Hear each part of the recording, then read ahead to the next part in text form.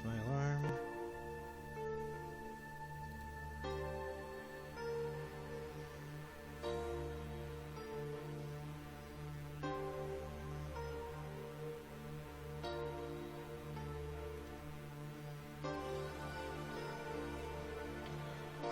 Let's see.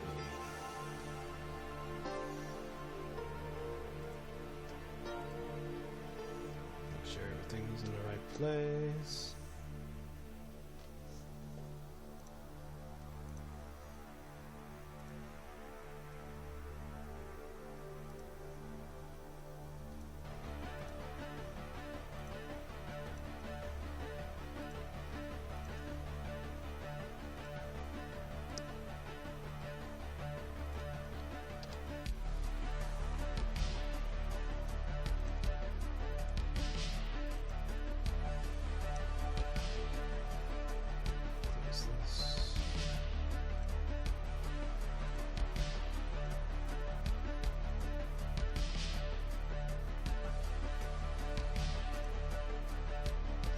Goodness or something.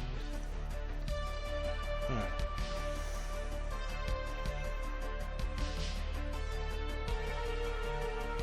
Get started.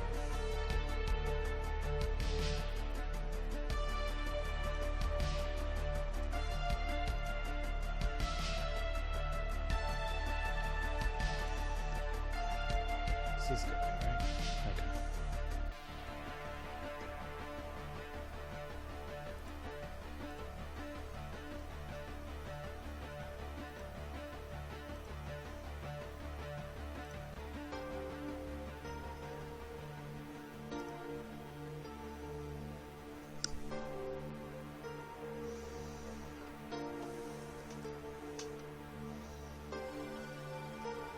What's this?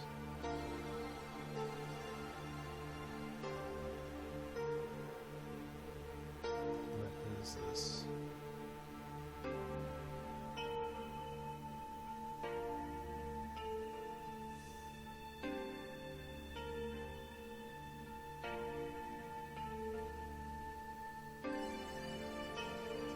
Oops.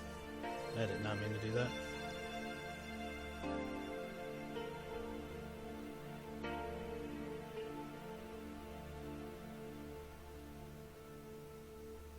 Ah, shit. Oops.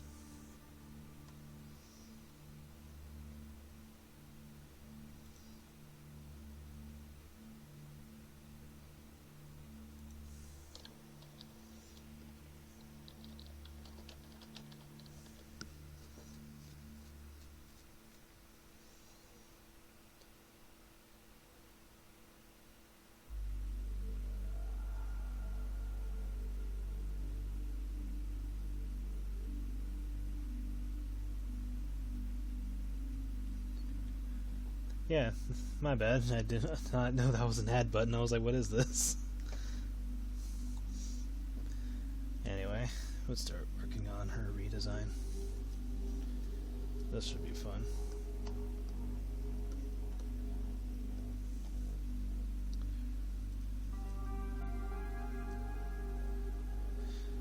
Oh yeah, should change that.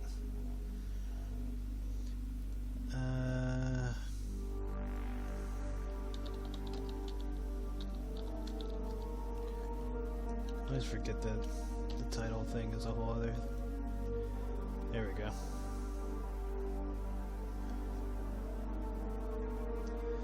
Hey, welcome.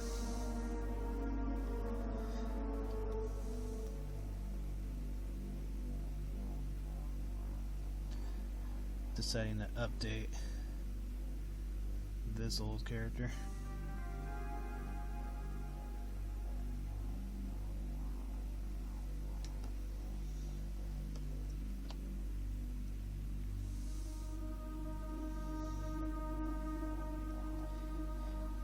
Yes. She is loosely based off of the whole Red Riding Hood thing.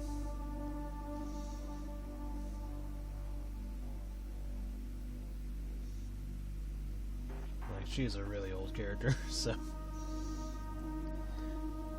no worries on figuring stuff out about it.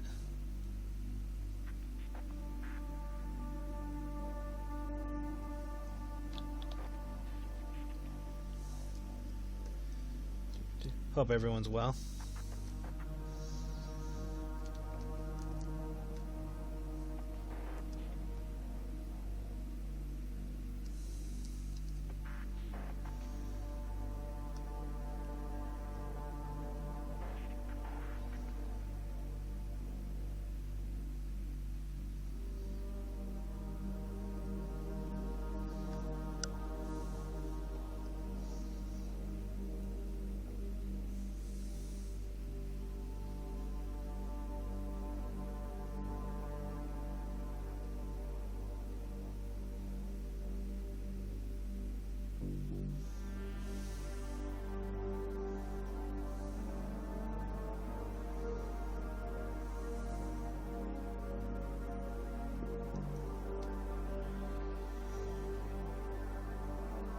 That's good. I hope you're having fun drawing that.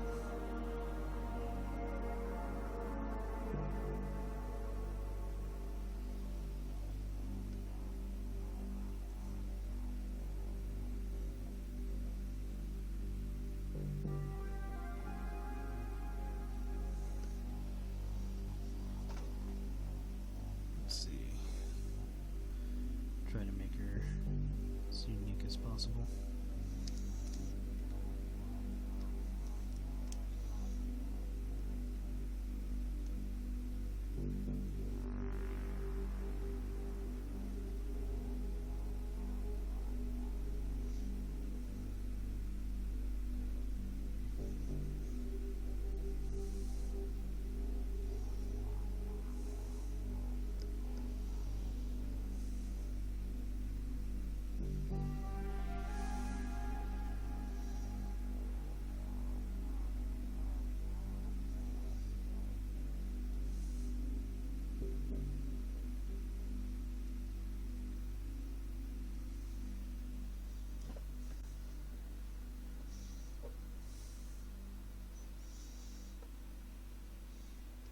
I mean, it's honestly really easy. Just, I mean, it's pretty much you just draw it the same way, but you have to be more technical about it because you'll have to take, like, you know, hydraulics and stuff like that into account.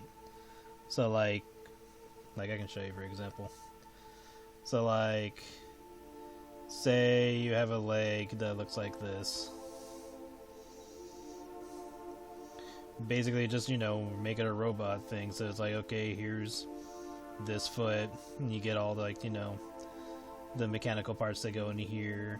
You got to put some tubing there, so probably some tubing right here too, and then back and forth, because it all just depends on how mechanical you're going with it. And then if you're trying to get super technical, you can add in like extra stuff, blah blah blah blah blah, you know, make it all sciencey. So it's doable, you just gotta be more technical because it's more machine now, so you have to actually explain how it's gonna work. Then again, you know, there are characters like, you know, Mega Man, where their limbs don't have to go that detailed, so it kinda just depends on where you're going about it.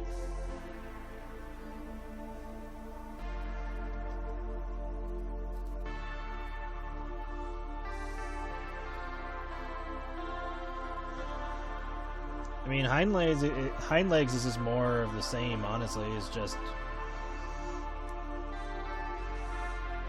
depends on where you're, how you're tackling it.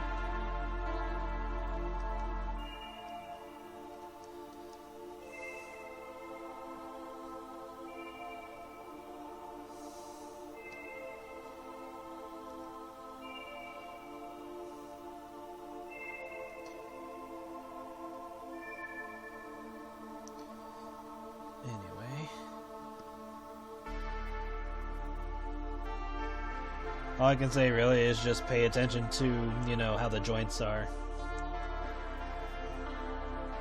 And definitely look up reference. Like, don't try to, if you're having a hard time, don't try to do it off of memory.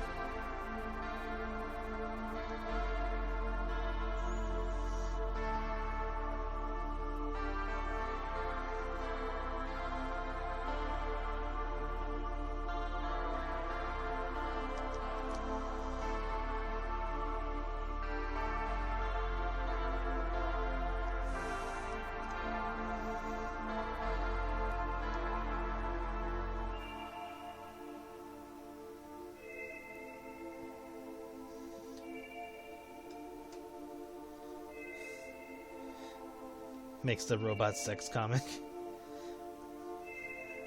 I mean, if you were lucky enough to get the Venus collector's art piece from someone, that's like already a indication of a limbless character who gets used in an alley, and she has machine stuff everywhere. Like, I can show her, I just can't show that particular picture. Let me grab her real quick. Where are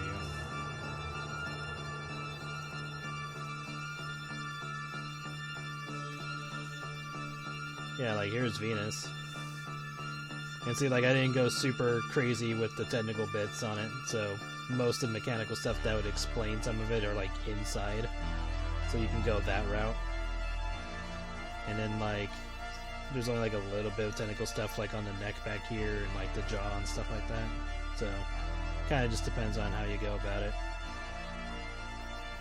And then, like, right here. I can show you this. Where is it?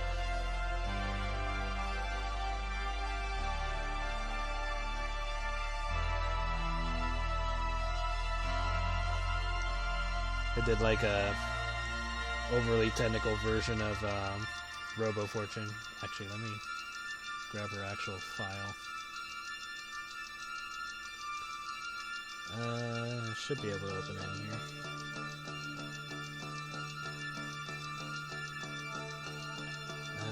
Robo Fortune. I think it's this one. Nope, definitely not that one.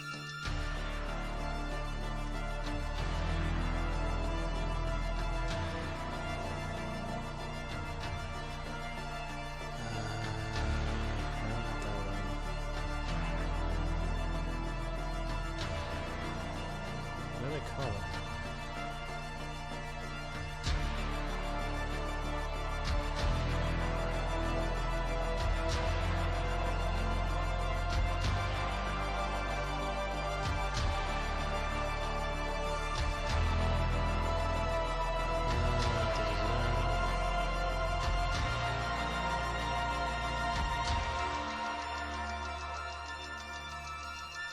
Wait, so then what's this one? Nope, wrong one.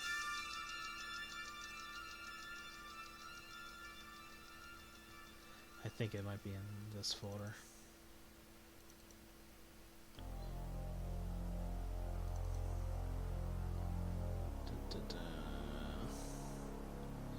Yeah, it's this one.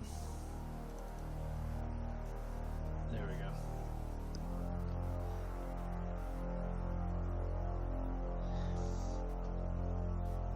Music's a little too loud. Alright, I'll bump it down a little.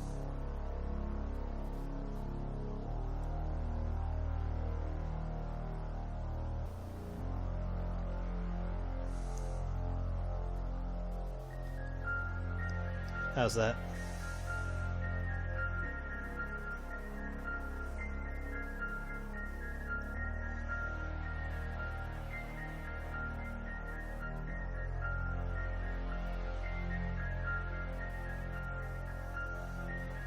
God, how big is this file? Open up.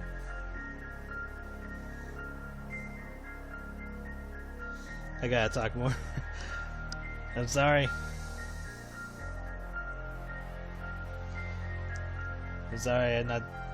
I mean, I'm talkative. I just gotta get going. Like, you gotta get me started on something, I don't know. Like, blah blah blah. Okay. And the music's at a decent level. Da da da da da. Emote more. I'm an introvert. I don't talk. I do stuff. Oh my god! Open this file already, please. Yes. Convert the layer. Now open. Thank you, Jesus. So yeah, let me turn all this off so you can see her better. So yeah, like, Like, if you want to go hyper detailed, all you gotta do is just put in tubes and stuff. Like, basically just explain what you're doing. If you decide to go super technical, is it necessary? Not really. Just kind of depends on where you're going with it. Like if you're going with, like, say Gundam, for example, then some of that stuff you gotta explain. Although Gundam in later years is, well, sometimes they explain some of the gears and mechanics of a Gundam, and sometimes they don't. So it kind of just depends on where you're going with it. But yeah, like, if you want to get technical with it, then, you know, just add in wires and joints and other gears and stuff to explain the movements and stuff like that. But other than that, you don't have to go too crazy about it.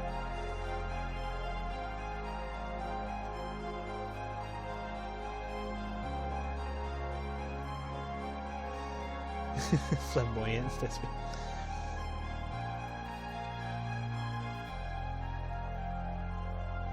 Alright, I can close this. Alright.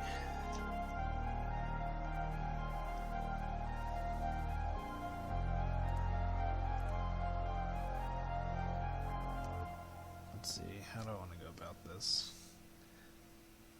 Because I'm going to give her a bit of an overhaul.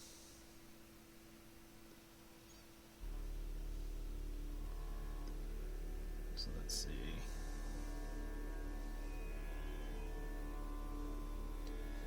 Well, let's get her head positioned first so we can focus on other stuff. Because a lot of this will be changed anyway. Make her ears not so big.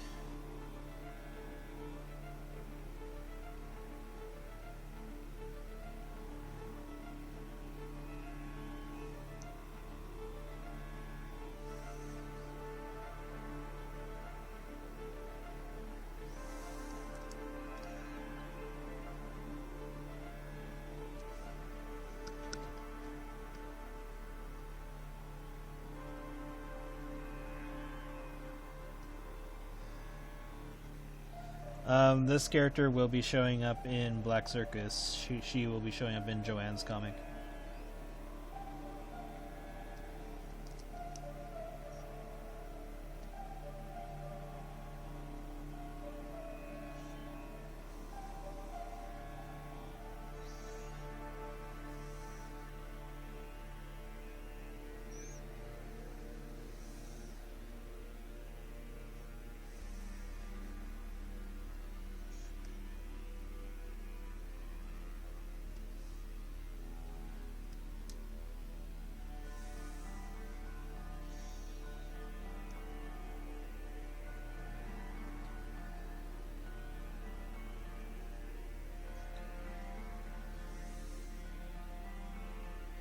Probably gonna give her makeup and all that.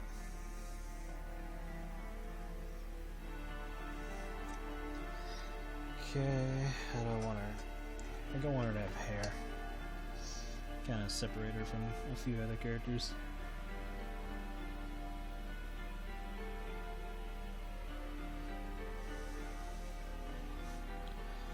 No, not like that. Although she could do that, technically, through other means.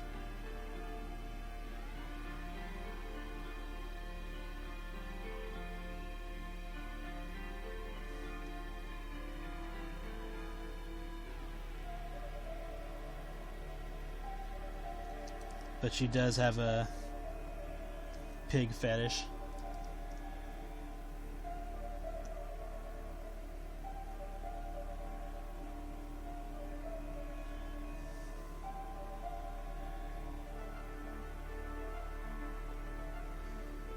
So yeah, let's do this.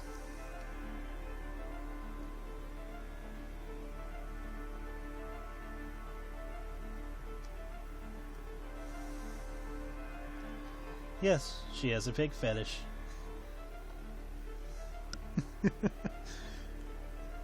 I like how that's what got you. You got your attention. You're like, wait, what? don't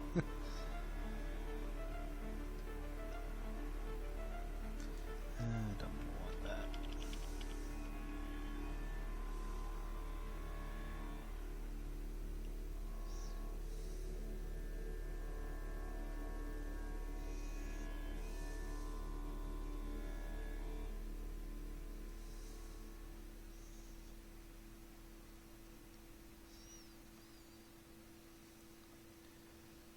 I'll just erase whatever I don't need.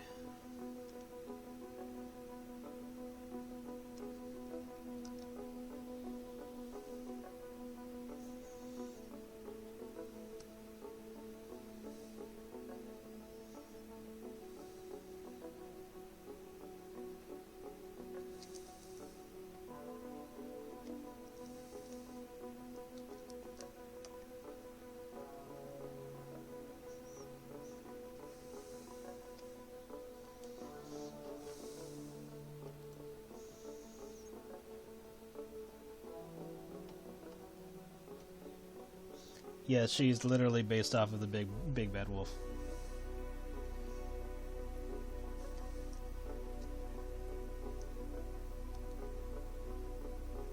She just has ways of going about it in the universe that she exists in.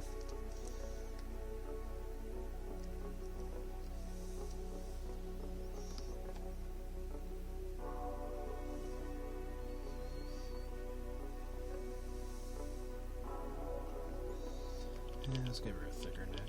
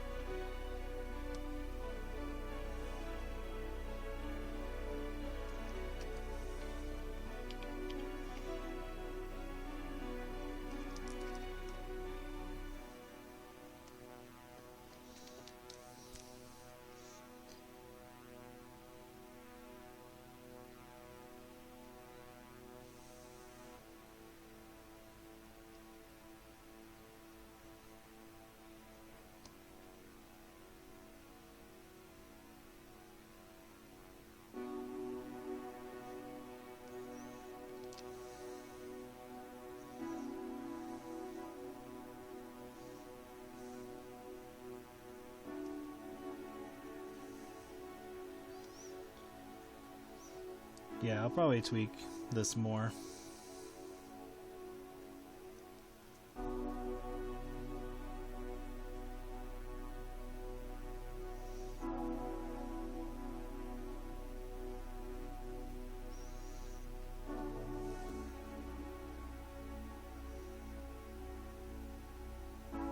Let's see.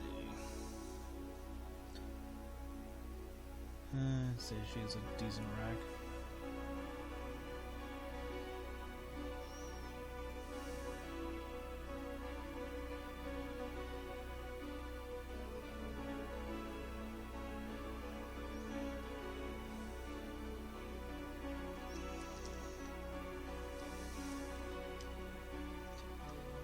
Do-do-do.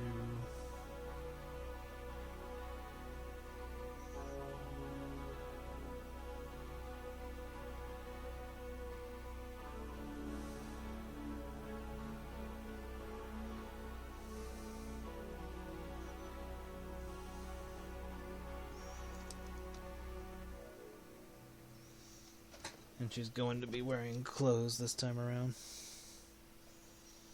But I'll try to make it more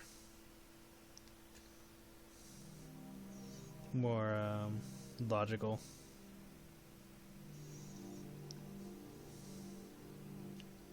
Let's see.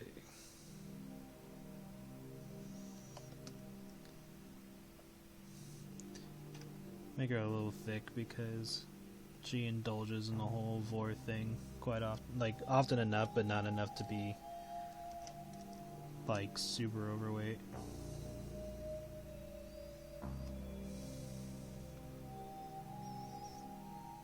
But enough to have some pudge on her.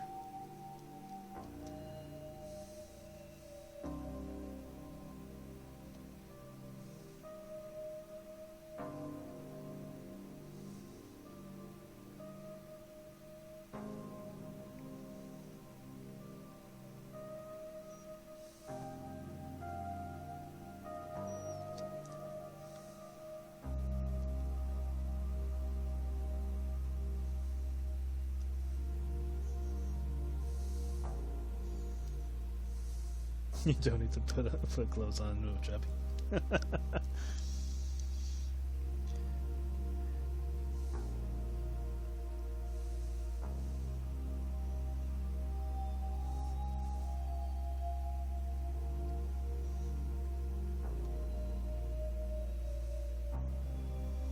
Like I said, she's getting quite an overhaul.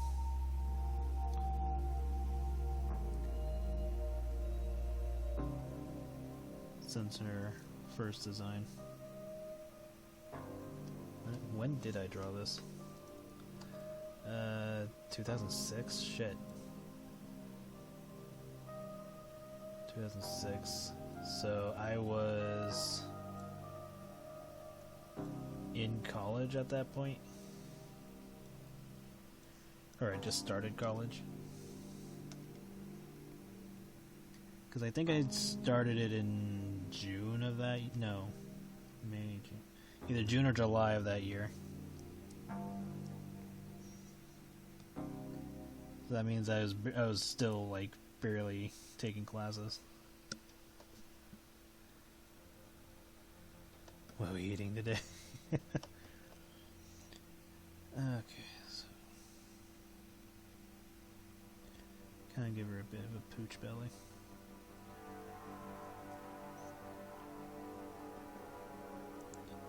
Actually, I should probably focus on that after I get her main body figured out. I need to be better about that. Not put details that don't need to be there yet.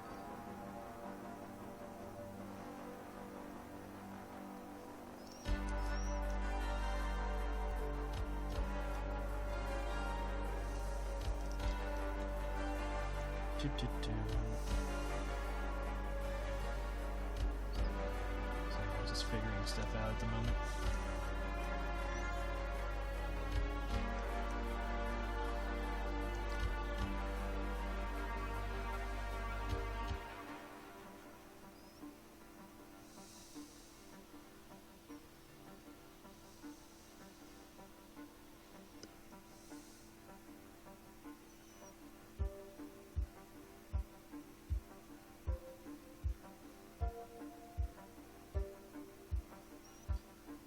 You had 3 fingers in this one, so I'm going to give you 3 fingers still.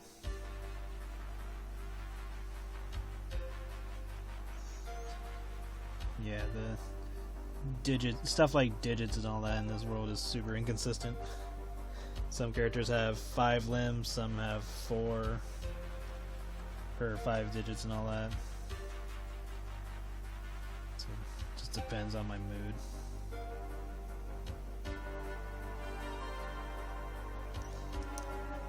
Or however I'm feeling for that particular design.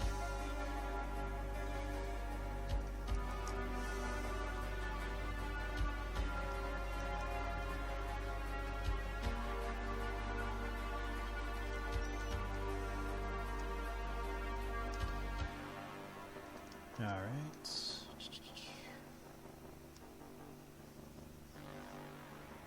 Probably shape up how the white patches on her are. Or at least I change where they go. Do this.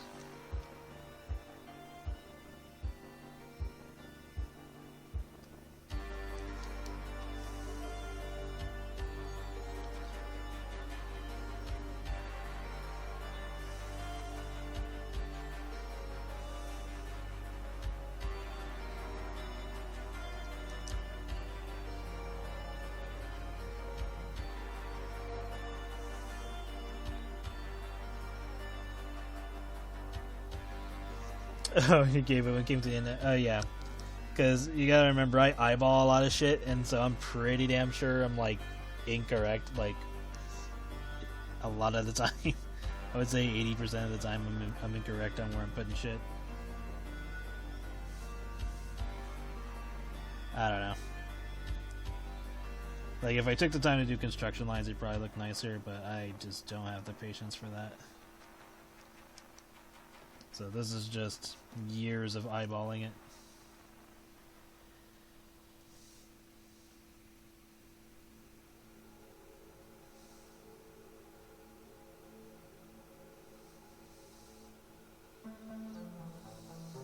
Tiffany and Marcy fusion.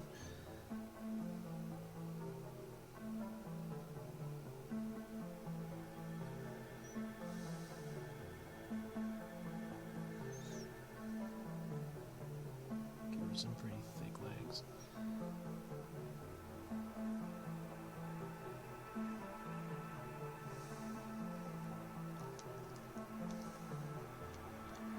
Do I still want her to have the tattoo?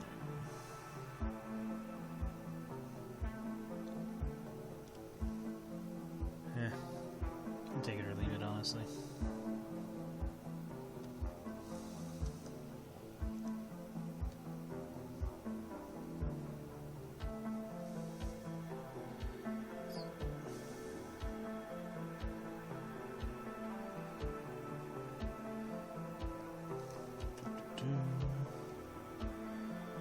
Do more details once I get all this buffed out.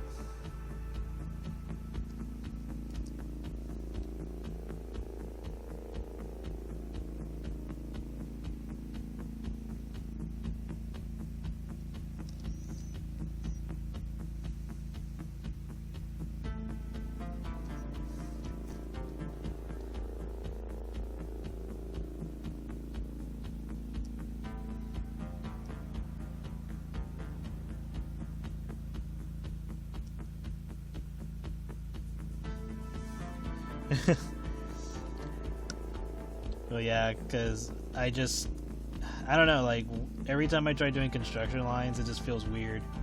Like, it just feels really constricting for some reason to me. So I just don't do it. I should straighten that out a little bit more.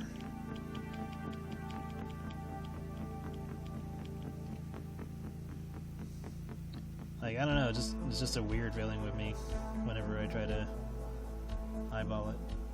Or not eyeball it, but do construction lines and guidelines and all that.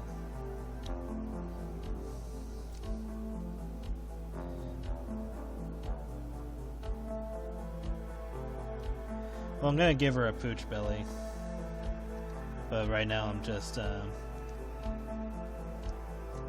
getting her base look down before I do anything else.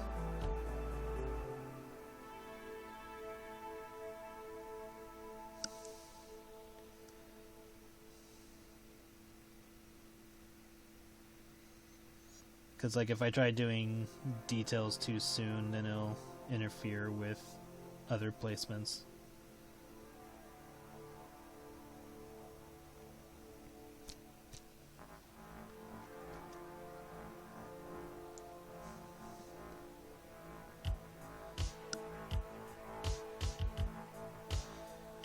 Hello, myself. Welcome.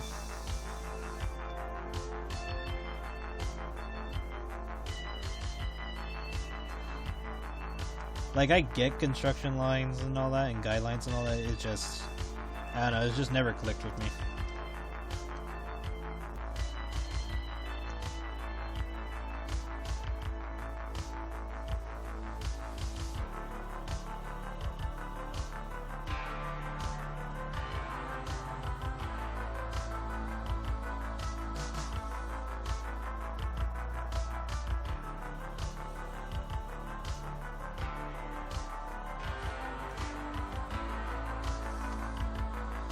Big Bad Wolf, BBW.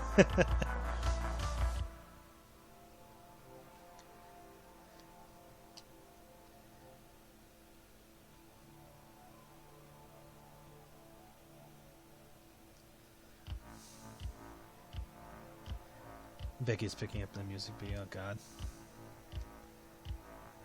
She shouldn't, which is weird. Like, I don't know why it's picking up, but it could be many... It could be many things. But whatever. If she's picking it up, then she's picking it up. There's nothing more I can really do about it.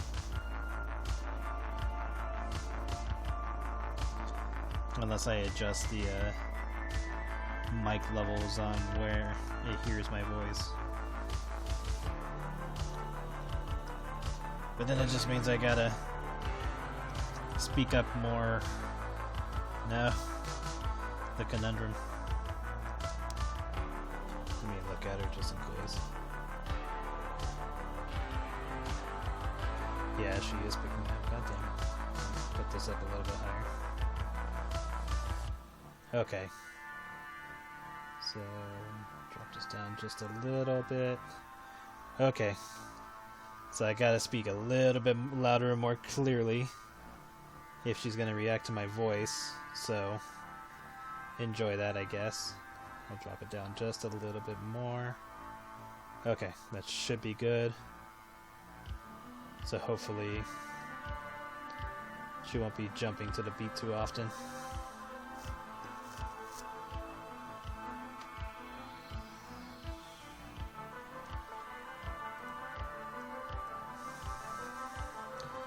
Oh no, Viro has to speak normally. I know, right?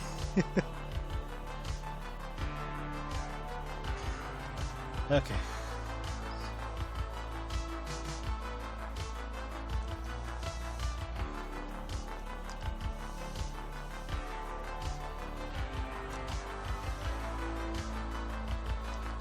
Might change up the face a bit more. But let me just get the rest of her down.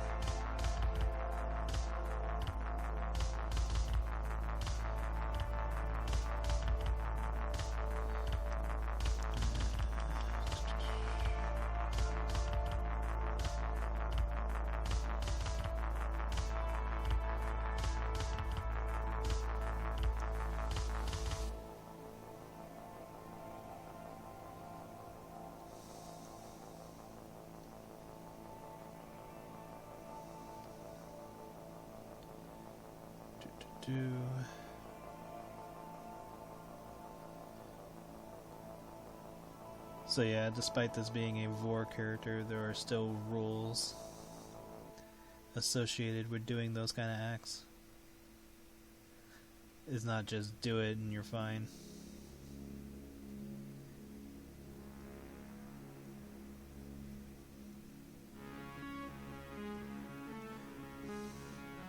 It's like, no, this is illegal as shit.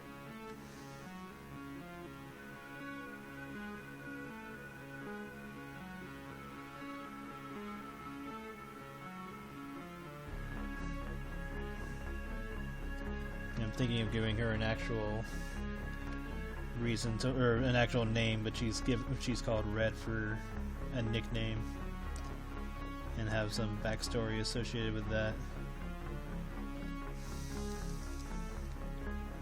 Because even though this is like an old character design, she's also inspired by a few other things, which is why she's getting a rework.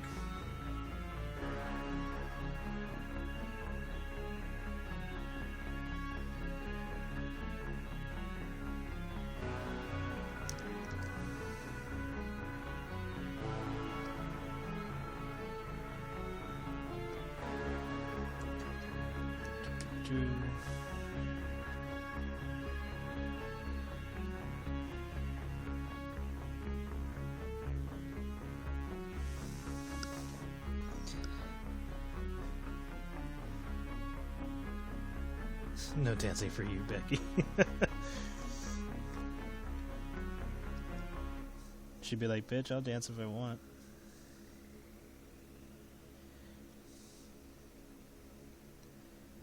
Okay, so how do I want to go about this?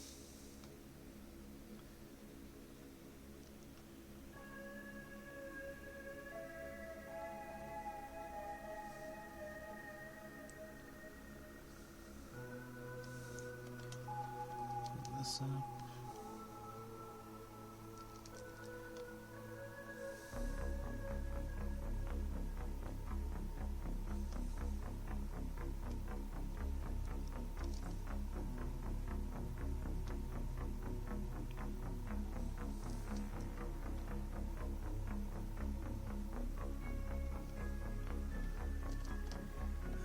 Kind of want our eyes to be a little bit more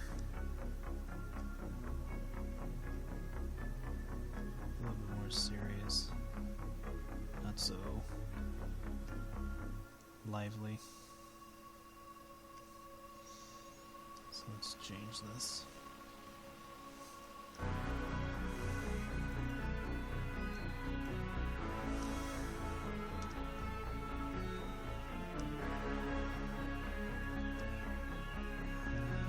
Let's put that back just so.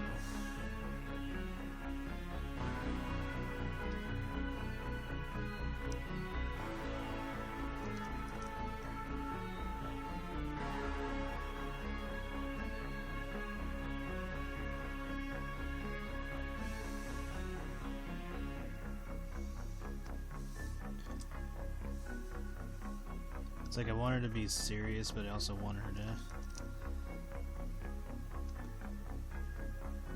show that she can be fun when during her like off hours type of situation.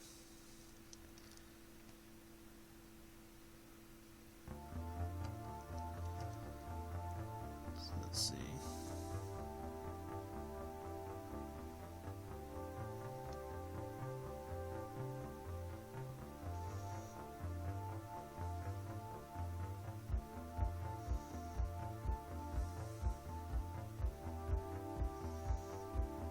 Might have been just a position of the pupil that I needed to work in. Kind of ratty, you know. I mean, yeah. My art style was shitty, still is. There's like a lot of habits from back then that I still use nowadays. Many not so good.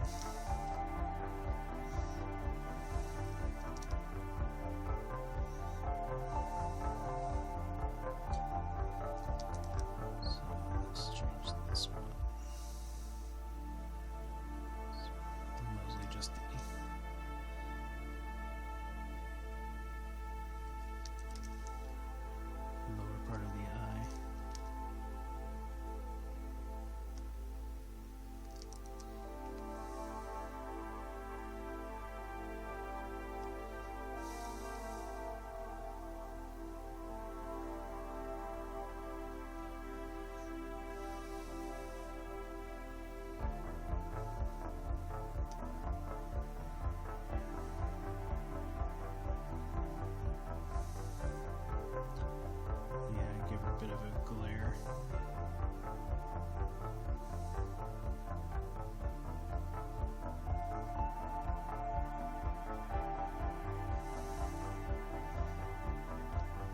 That's better.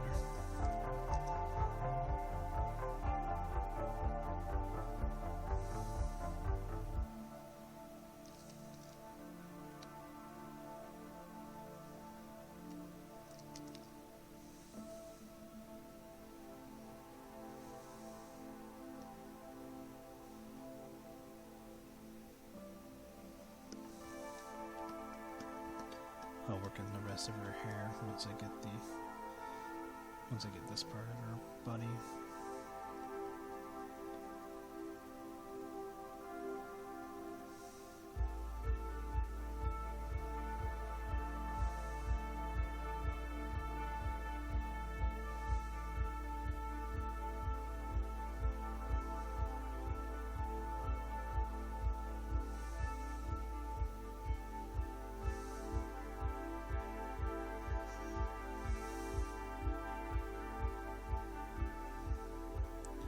Some of this is probably going to change when I give her her clothing and other features.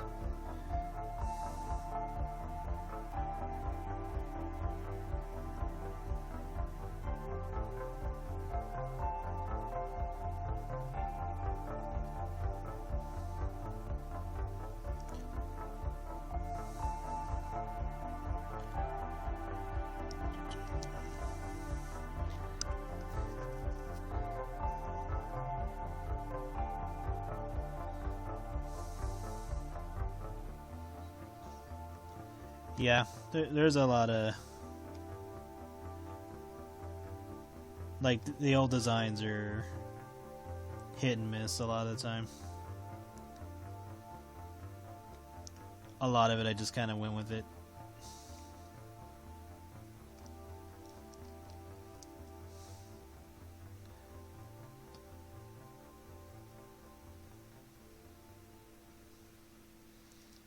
But eventually they'll get some kind of update in the future, whether it be for the card game or whatever else.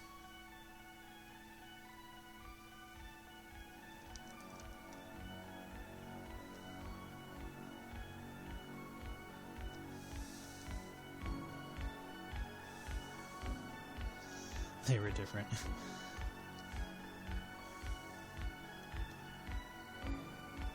Yeah, and there's like a lot of like monster designs and stuff. Some of which have been used, some of which still need updates. Because like characters like Daylock came around from like a long time ago.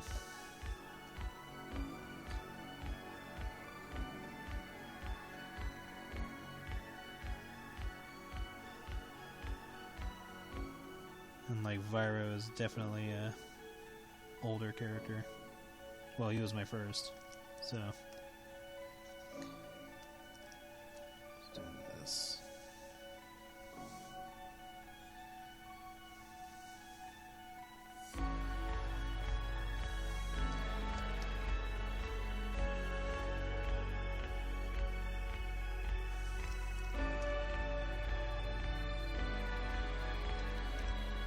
So let's make her a little thicker.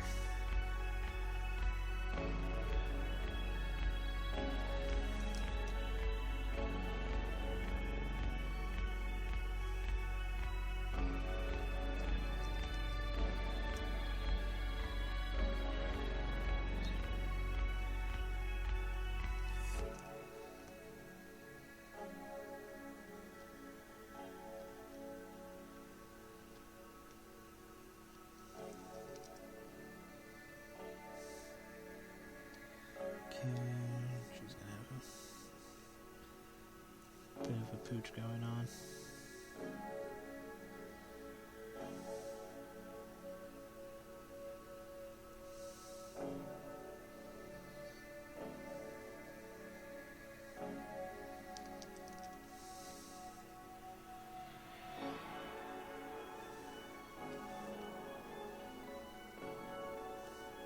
Leave it a little bit open depending based on how I do her outfit.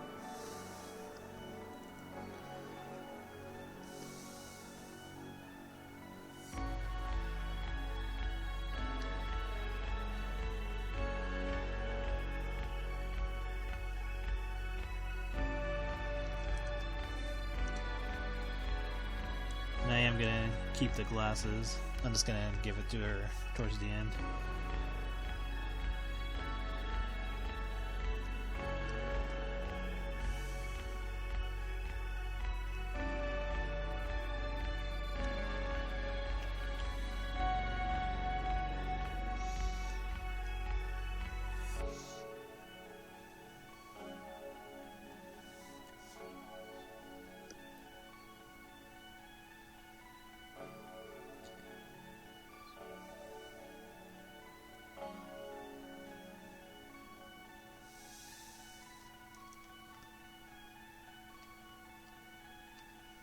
Bit of like a short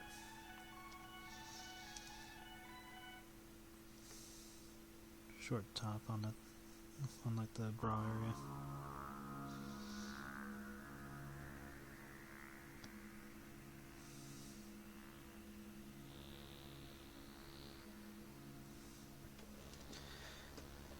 Do wonder how you're gonna dress her since she's Big Bad Wolf with red hood.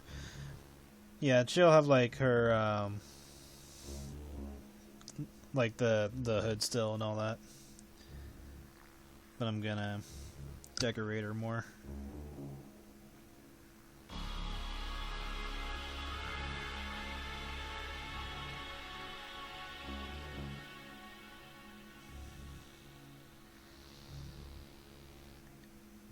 because I want to show that she's like a little bit on the thicker side due to her indulging in Vor, but she's not like super out of shape.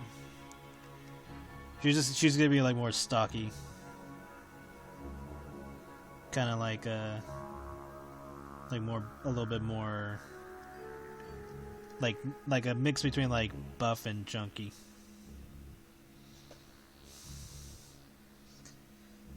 So yeah, like I'll probably change that on her a bit later. Let's change this. I like where this is.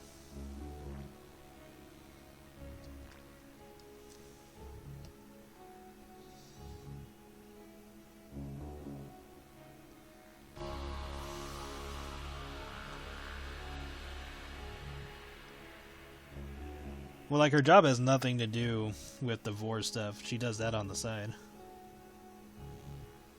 Because she's actually... her job is video editing. But because she does Vor... she occasionally has like a little... footage of herself doing that. But not to the degree that Joanne's gonna get. And because she partakes in this often, that's why she's gonna be the one to take Joanne to the Vor bar.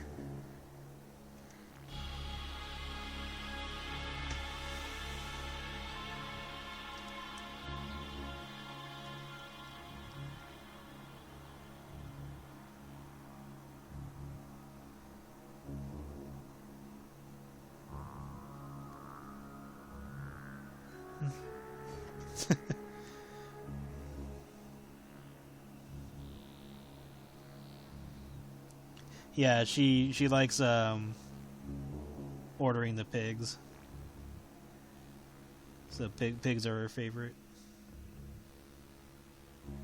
She likes to roleplay being the big bad wolf in the fairy tale stories. So she usually gets 3 at a time.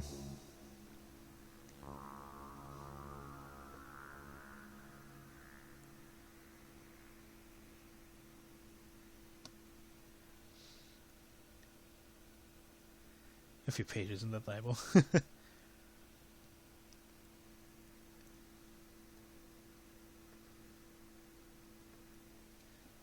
do.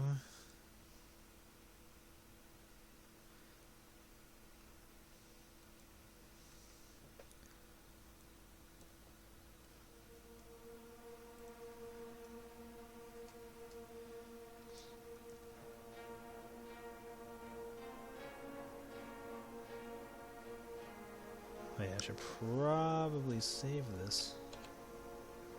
That would be a smart thing to do.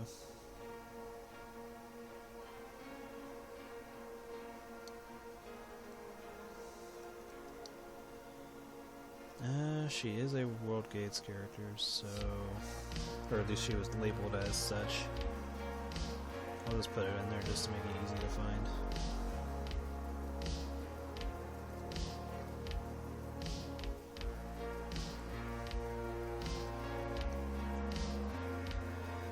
I'll just name it Red for now.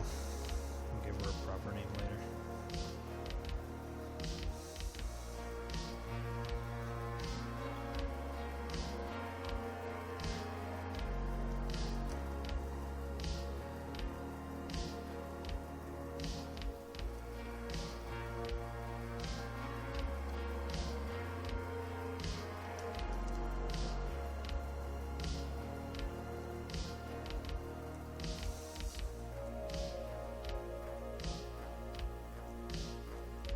If she's sick, she get the day.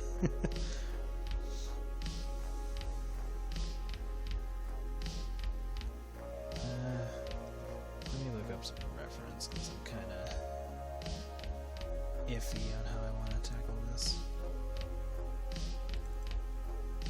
Try the thick section.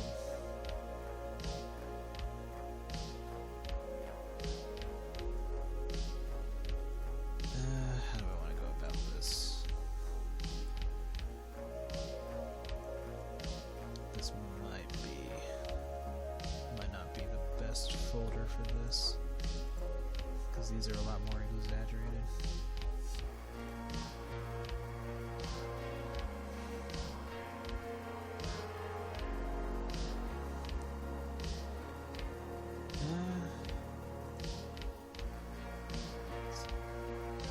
A little bit what I'm looking for.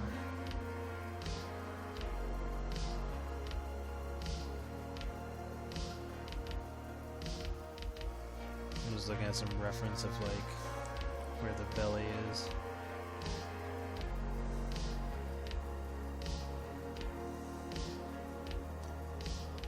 Because like she's gonna be thick, but not like super thick compared to characters like Jam, for example.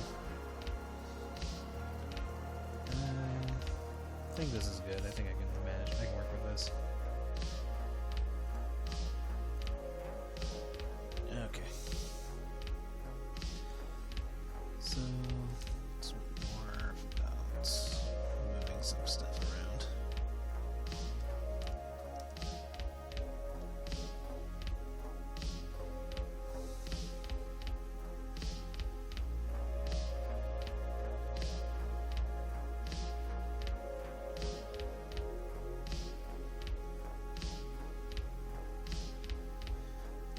Give her a little bit of a tire.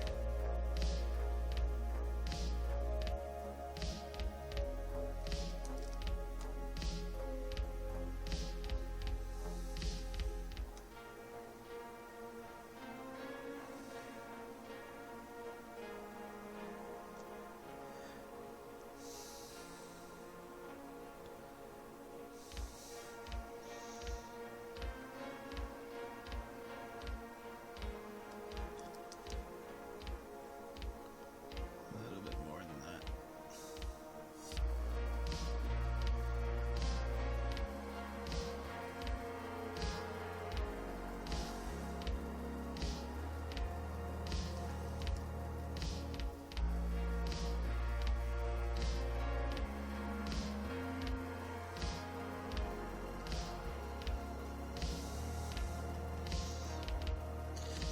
Yeah, because I want her to have like a bit of a muffin top going, but like chubby enough where, you know, if she were to care about her figure, kind of just look at her pooch belly and be like, alright, maybe she should tone it down every once in a while.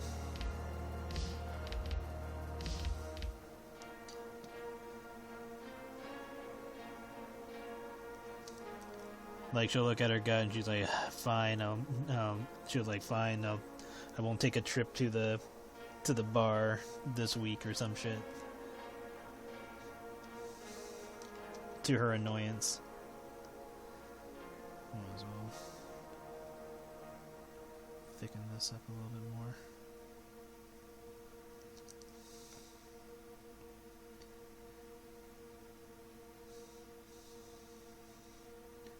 It's like cut down, hit the gym a bit.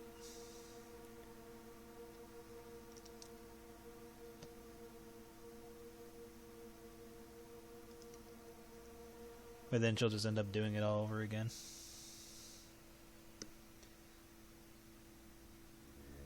Alright.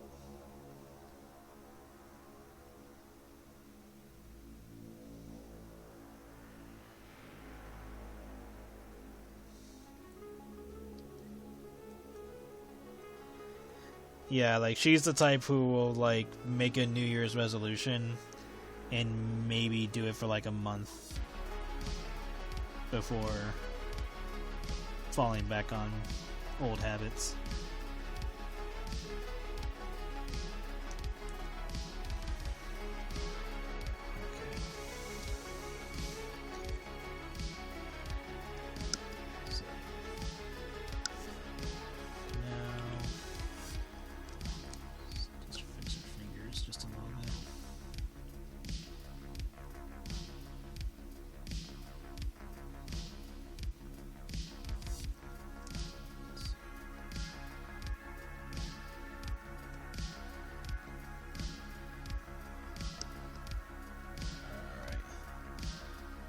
She's the type that would wear jeans. I don't want to give her like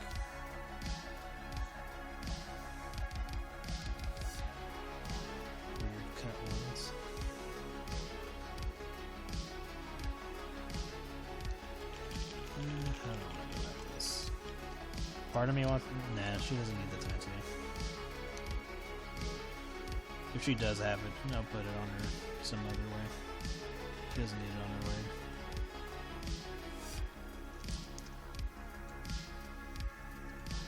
Yeah, I could totally see her wearing, like, tight jeans.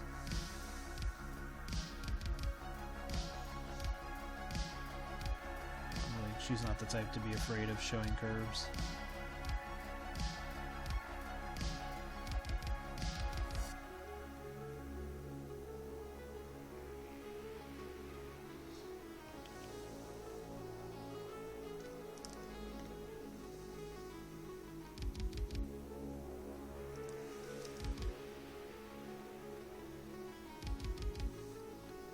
She'd be like, rock it if you got it.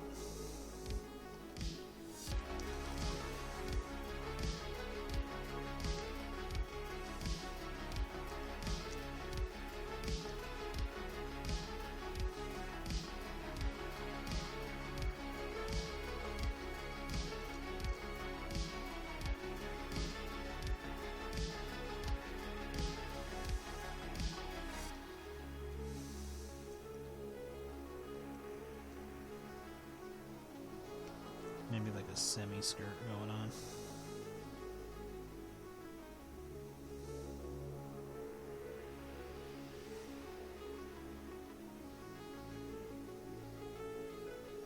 It's like one of those skirts that are just for fashion.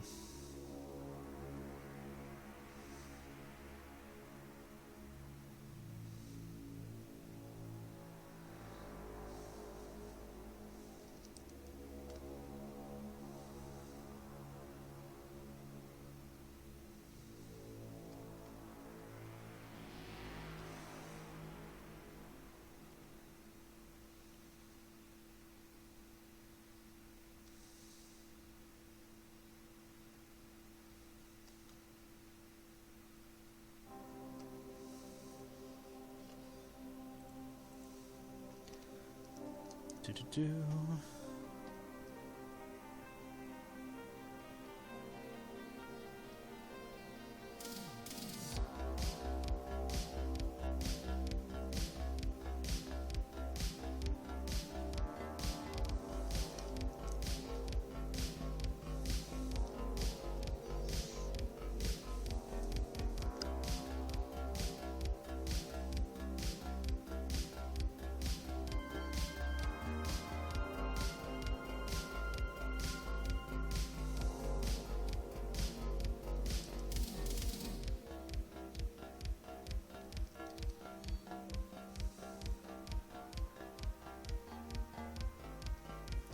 Tail a little later.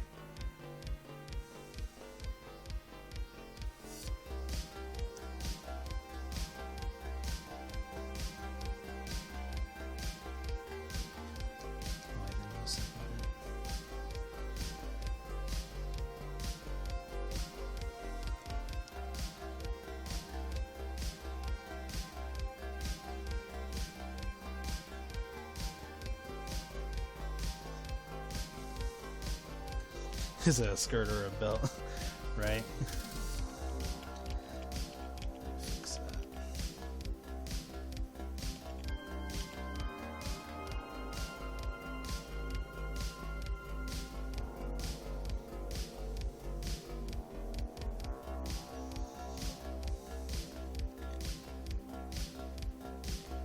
Yeah, I can totally see her getting a little bit of a tease from close friends.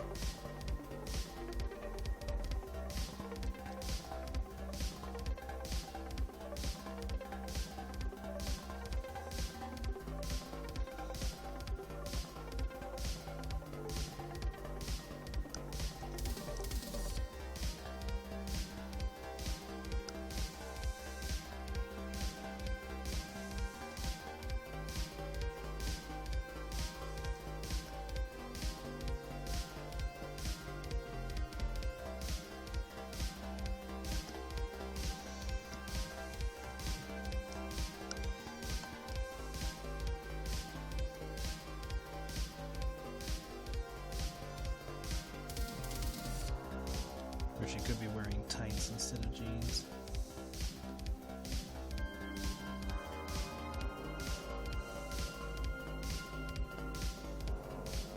Part of me wants to make like a few tears.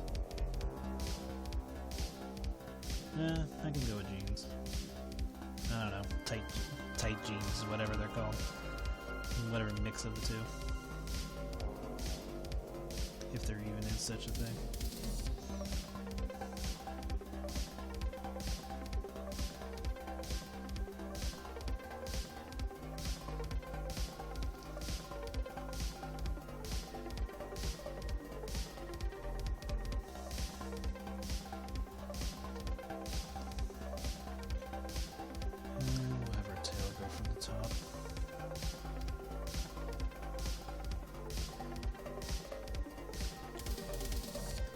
Tail's pretty long in the original.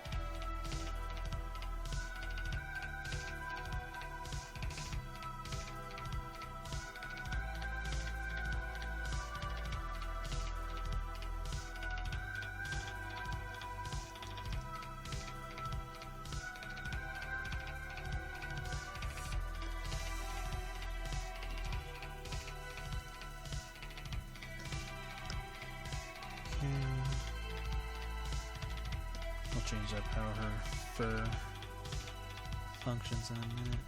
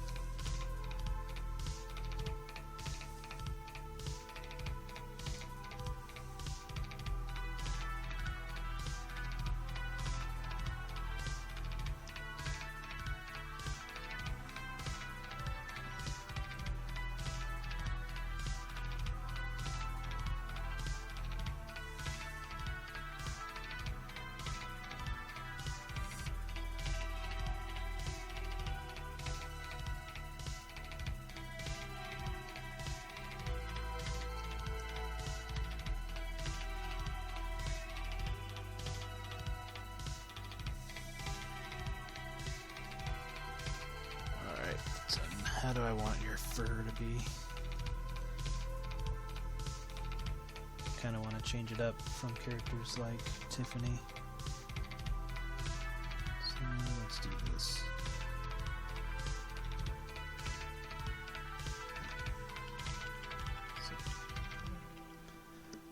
It's like I want it to make sense too. That's. I'll let it go past her eyebrows.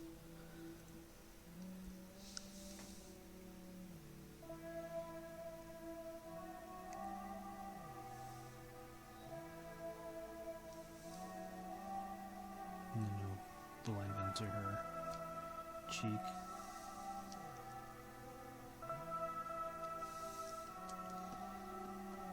And then I'll put her hood on last.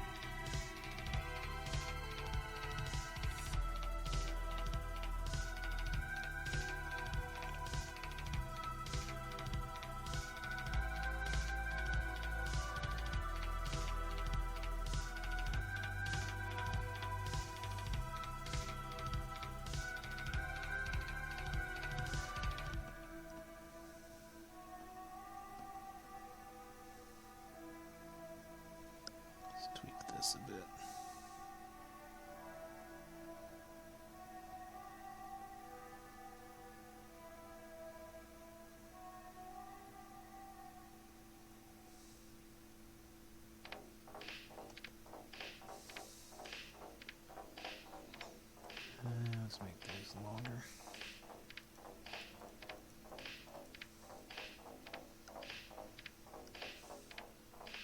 Very tempting.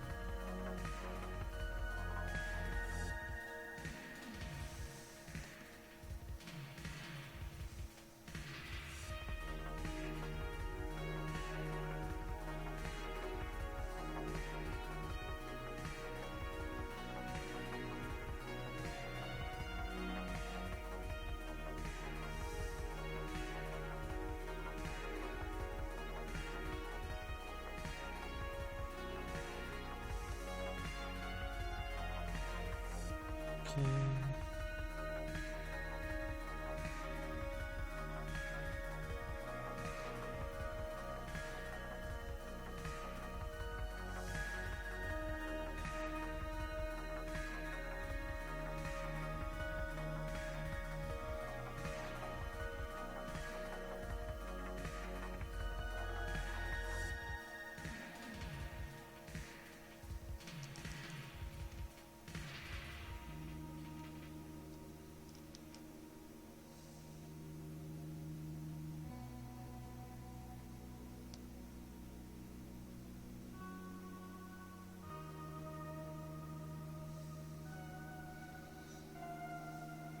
Give her like a pouch.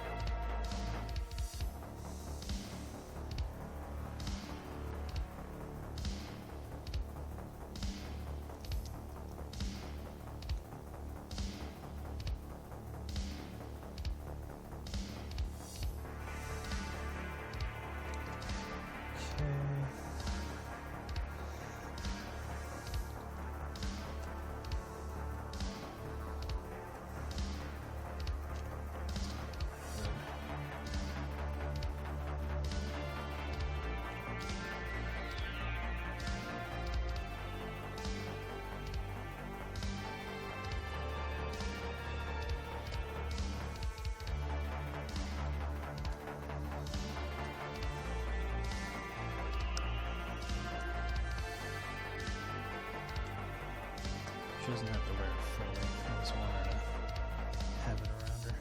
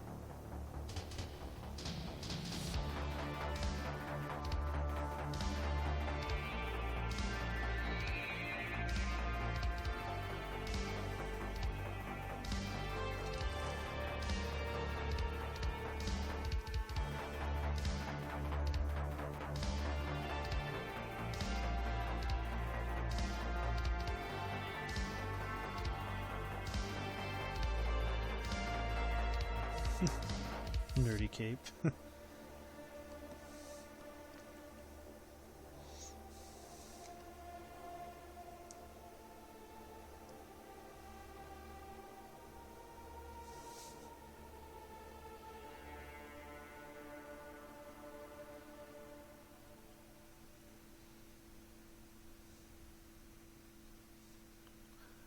Well, let's just say that her cape wasn't always red. Her hood wasn't.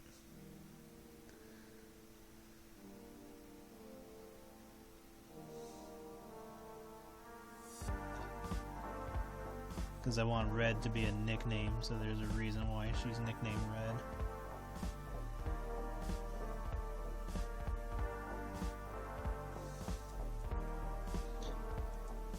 No, she'll get her glasses. I just want to put those on last. Or like they'll be put on in another step later on.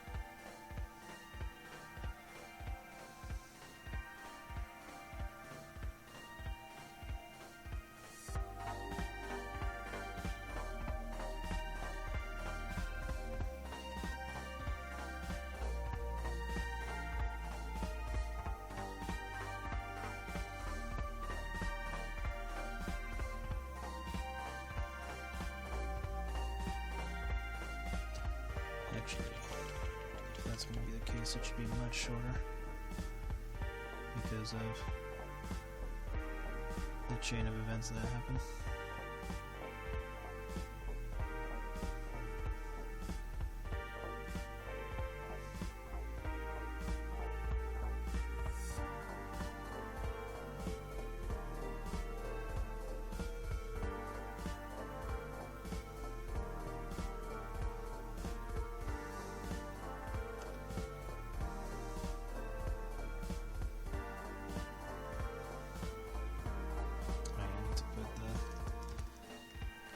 White on her, or the fur on her tail.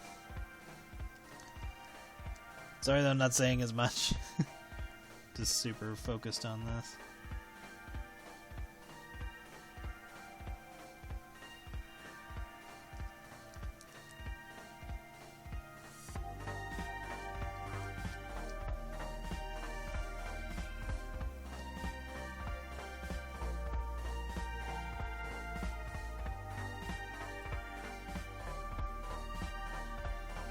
Probably have two versions, one with and without the hood. Although there's not really much of a reason to keep it off of her.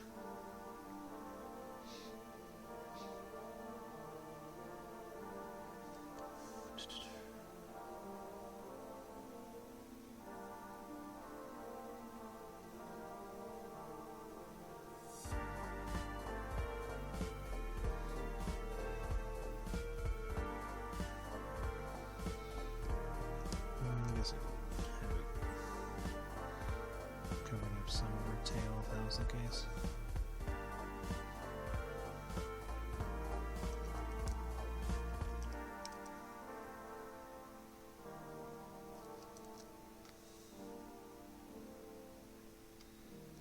Nothing crazy though.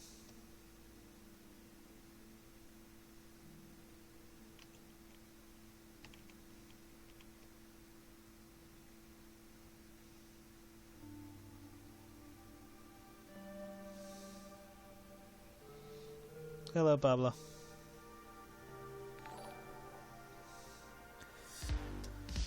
Dragmaster, thank you for the follow.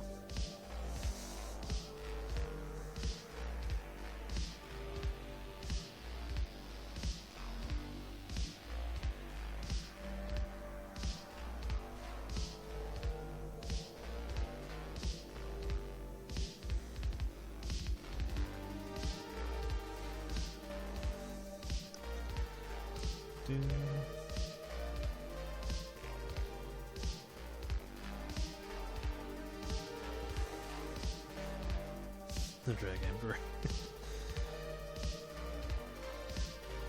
Probably have it on this side.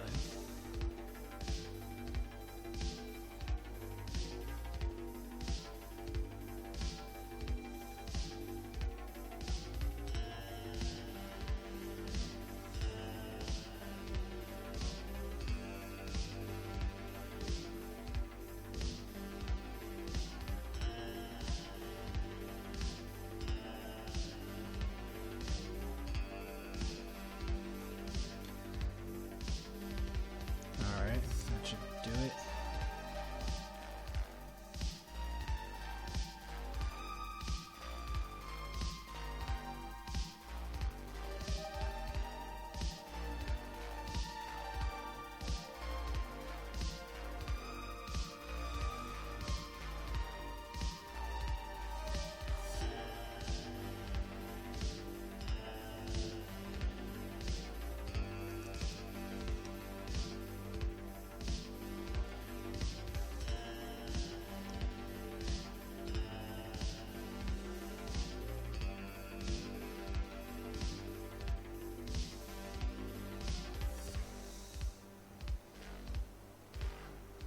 Oh, that's cool.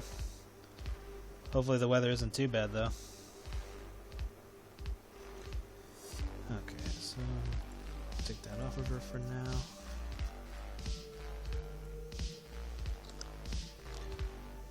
Oh yeah, I should probably turn them both on for this.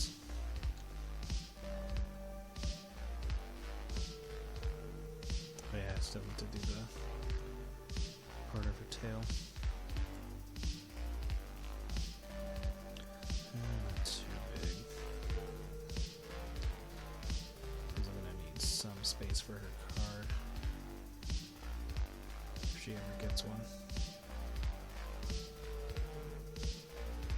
That should be fine.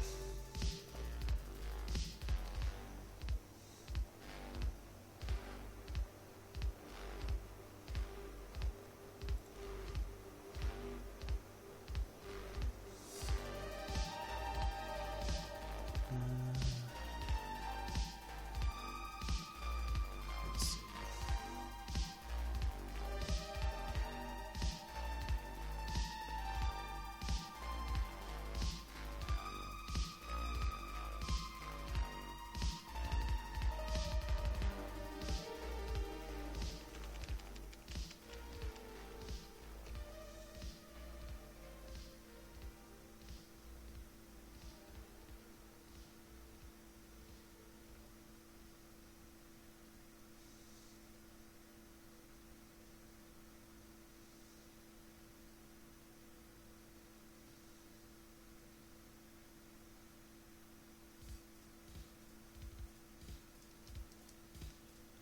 Change the direction of this.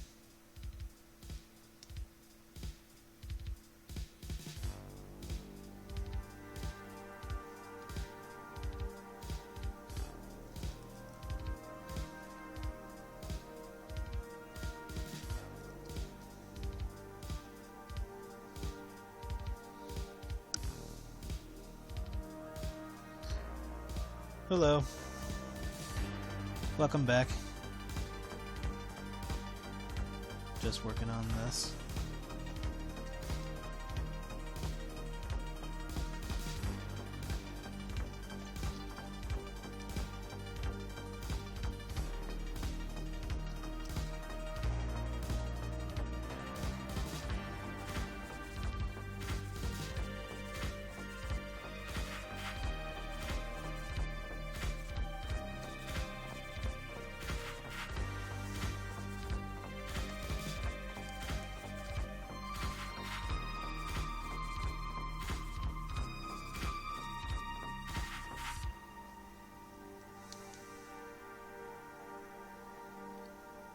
Okay.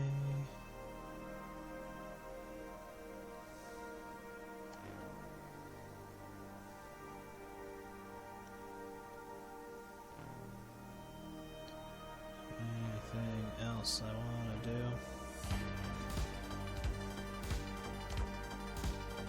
I think I'm good. I'll give her get towards the end.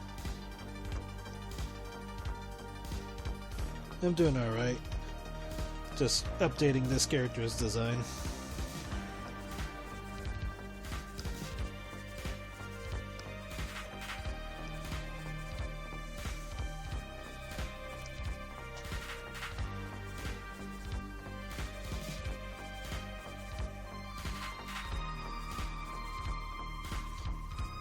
Okay, let's see.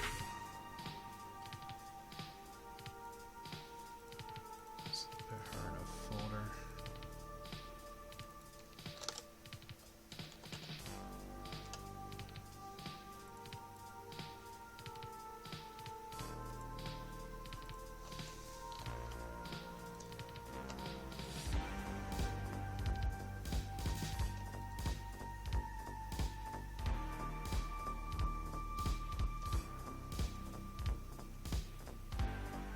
What's your question?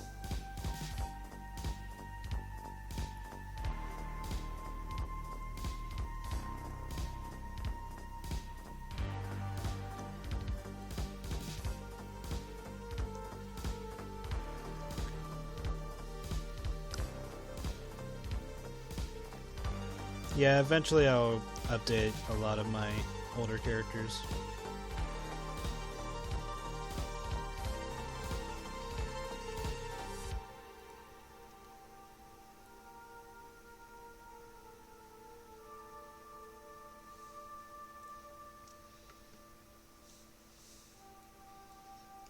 Red is mostly getting an overhaul because she was pretty basic to begin with.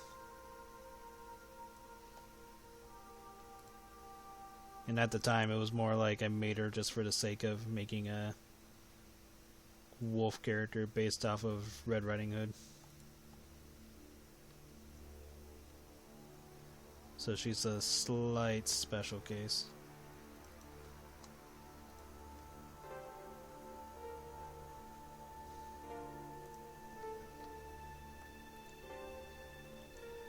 I'm gonna change up her colors and all that too.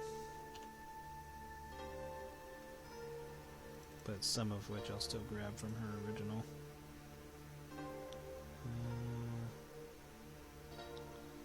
Let's try this.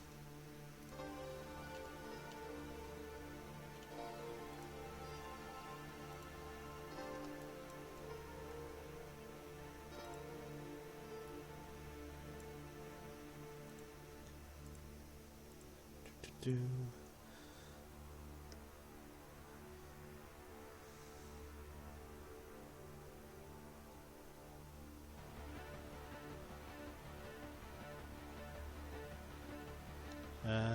What do I think about Terra and Nima art?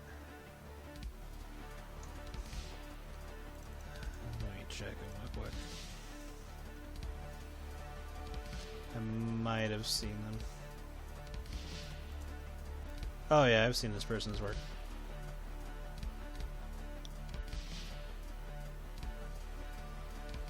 I like it.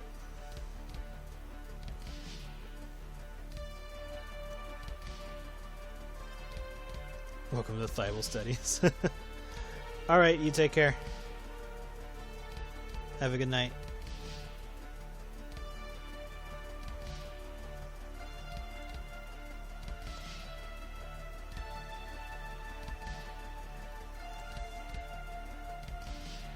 Guess I'll wait another 15 minutes. Okay, let me just fix this.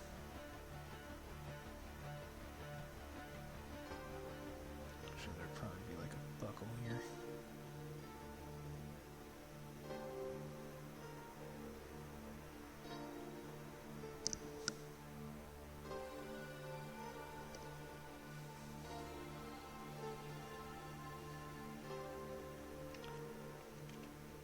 Actually, no. That'd be elsewhere. That'd be on this side.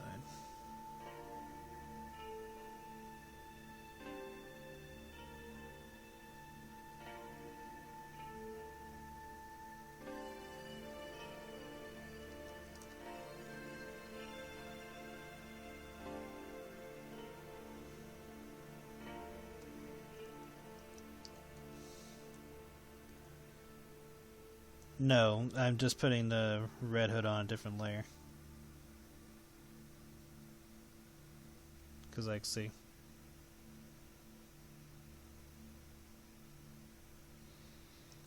I'm just making an alternate version where she has it off. But most of the time she wears it.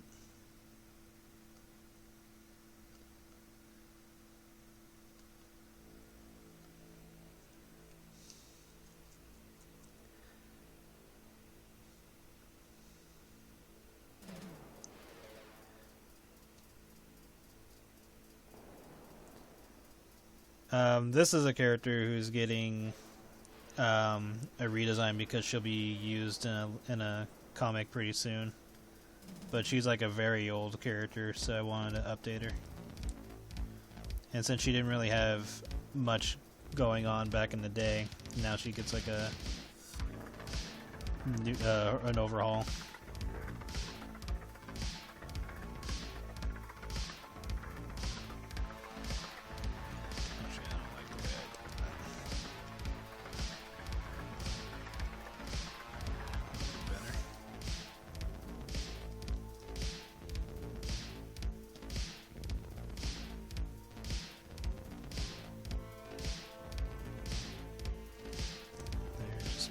Straightforward.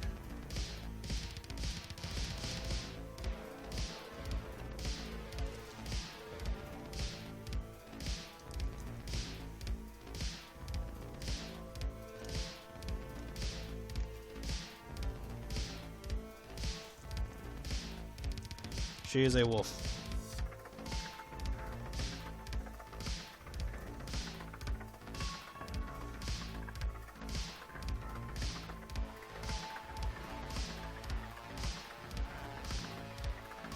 Back in the 80s. Not that old. I was born in 88, but I'm not that old.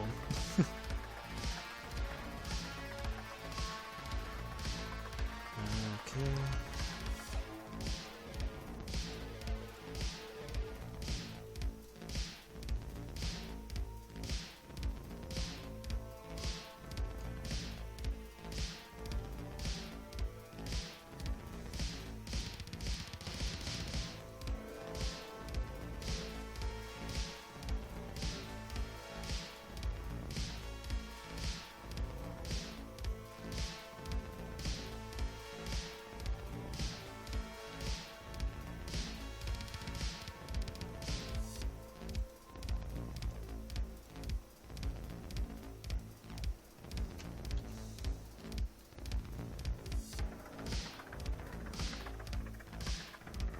I'm gonna use her old color for her hair.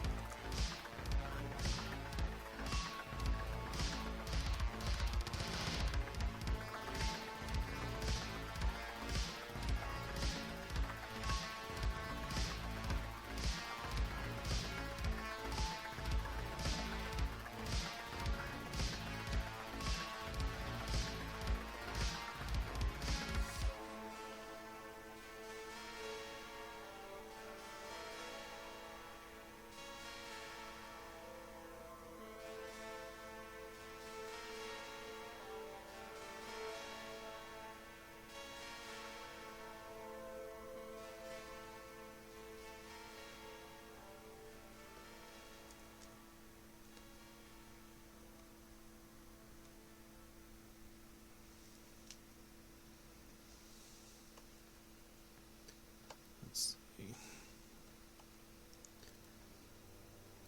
Let's do a lighter color for her belly, or for her stomach fur. Let's see.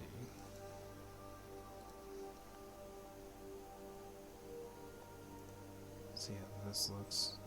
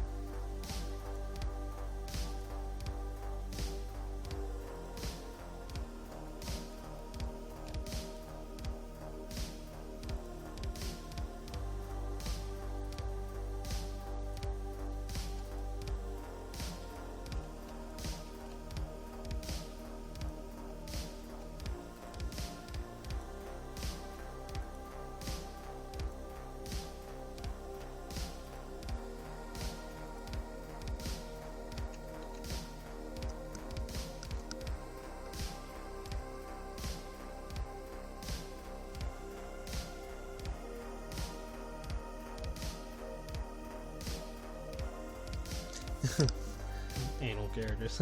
Animal. Yeah. And sometimes the question drums up is like, do they get overheated while wearing all that clothing along with their fluff? And it just depends on how you want to go about it.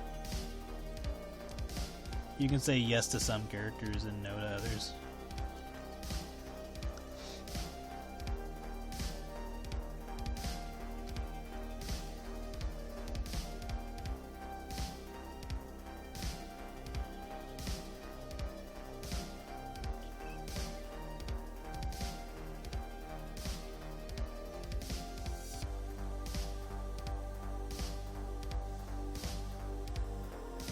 Make a nice pillow.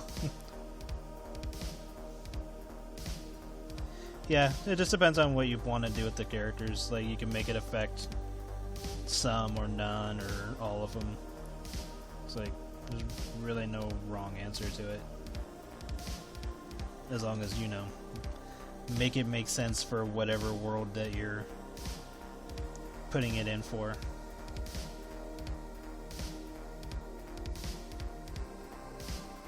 Can always say like some of the clothing's more loose or airy, so that way it doesn't overheat or something. They don't get overheated.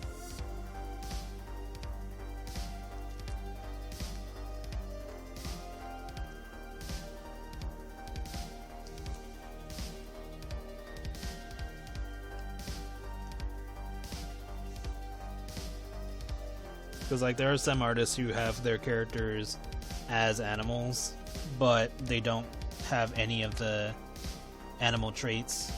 So like they don't have like high sensitive hearing or good smell or something like that. They're just animals for the sake of design. So they'll still act like normal people, but they just look like animals. So yeah, you can pretty much do whatever.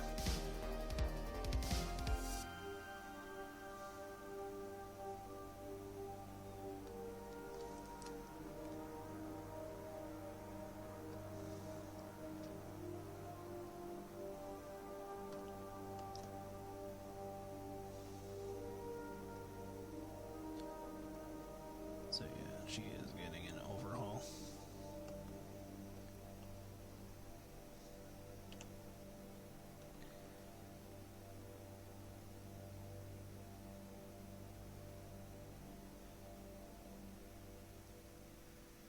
Okay.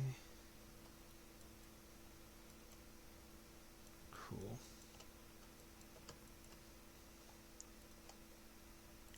Start working on her outfit. And I'll do her cape later. Or hood, whatever.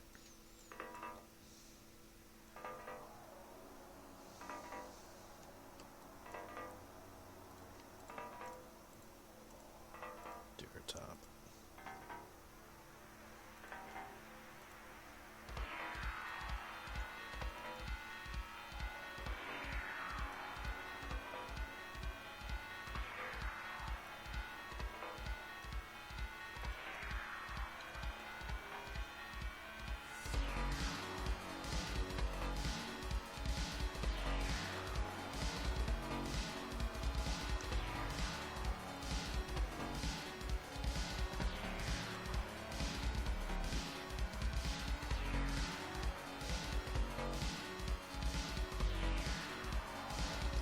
Okay, I'll look at it later.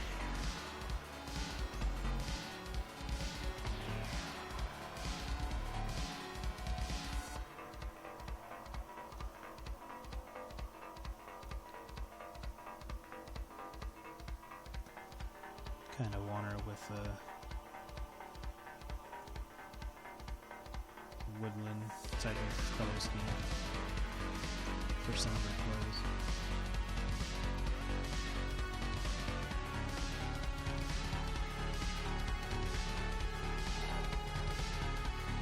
Thank you for the follow, Yanni Patricio.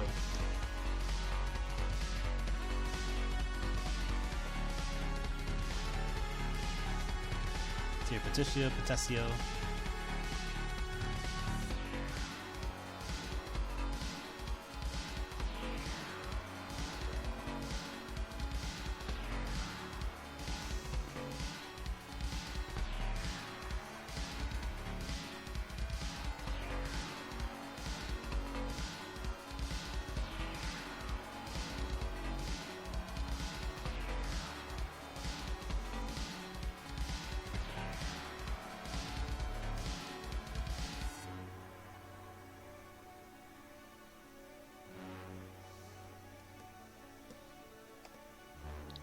color this the same thing.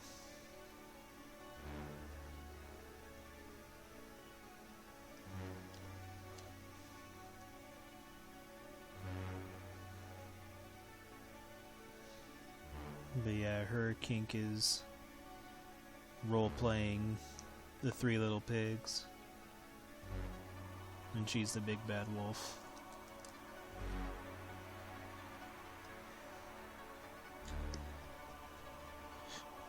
How many people are there that became believers of the Fat Testament now? There are now 86 followers.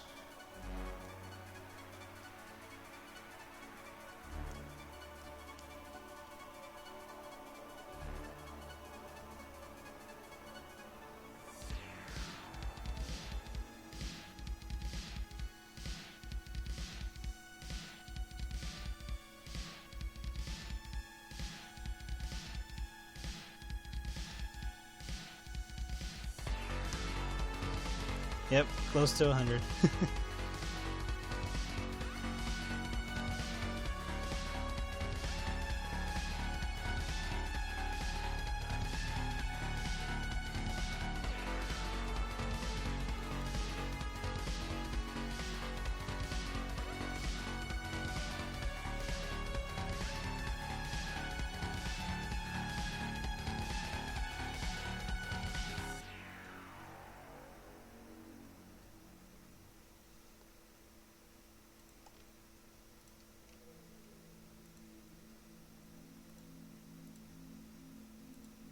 Give her like a black part for the skirt.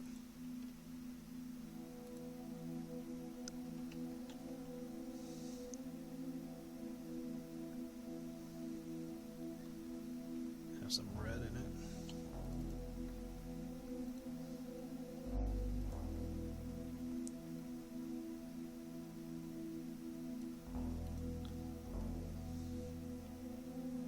Let's make it different from her actual head.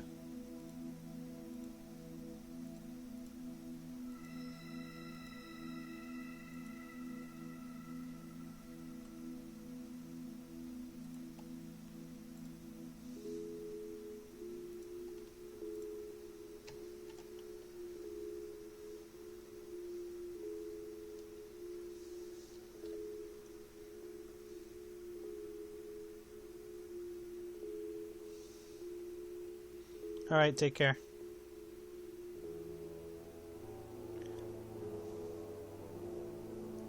Well, the Vorbar that she goes to, they make illegal cloning, or they make illegal clones. And so one of the clones is well, there's several others, but one of the clones that she likes to pick out is a pig. And so she usually gets 3 copies of them to eat. And like the bar basically keeps records of like however the customer acts with their clones or whatever, so that way they can update the clones with like previous memories of their customer, so that way she can spice things up and not have to like retell them what she wants to do and stuff like that.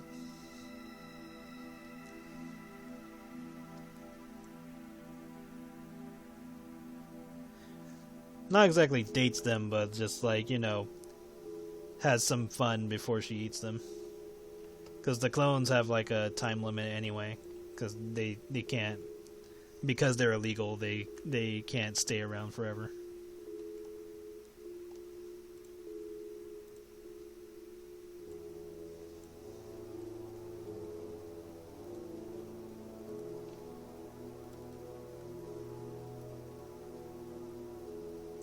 And then there's like some moral dilemma with some characters.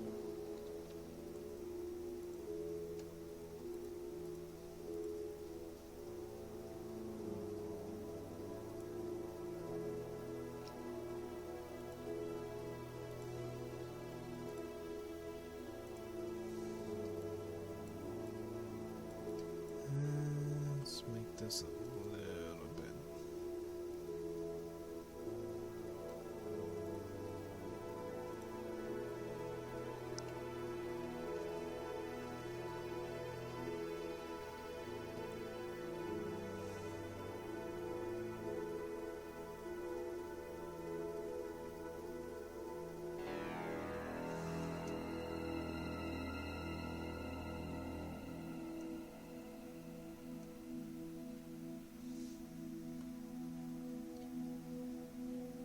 Yeah, because the whole cloning thing is illegal for various reasons.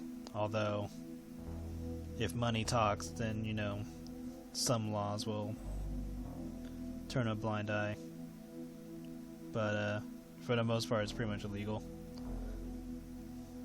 And there's like a possible storyline I want to do where someone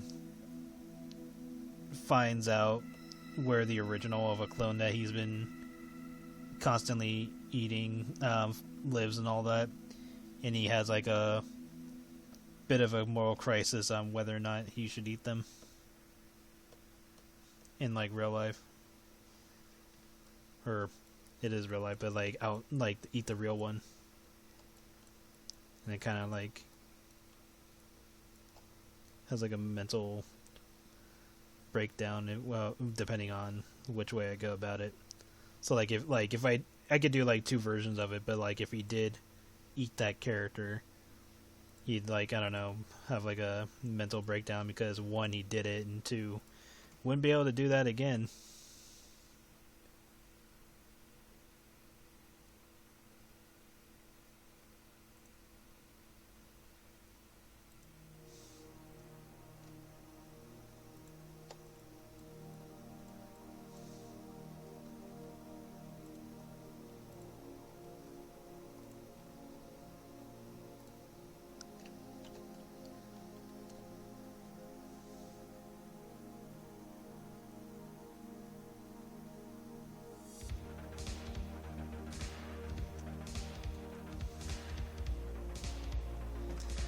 Well, you gotta think of it this way. The person's been like eating the clones the entire time. So he's like constantly fantasizing about, you know, all the different ways he's been doing it. Then comes across the original, and then because of what he's already been doing with the clones, it like drives him to like stalk the person, and to the point where they end up breaking into their home and then eating them. And then it's like a take of both, like, you know, the pleasure of them doing the act, but then like the sudden realization that that person's now gone forever, and like all he'll have left are like, you know, eating clones again, but he'll have like the mental image of him actually getting rid of the original, and, you know, however that scenario goes down. So like, you know, person has no idea who the hell he is. He's probably gonna be like spazzing, like saying like, oh, you know, I've constantly thought about you and stuff like that, and the person has no idea who the hell this person is. And then, you know, he does the deed, and then he's like, you know, torn after that point, because he's like, holy shit, I actually did it.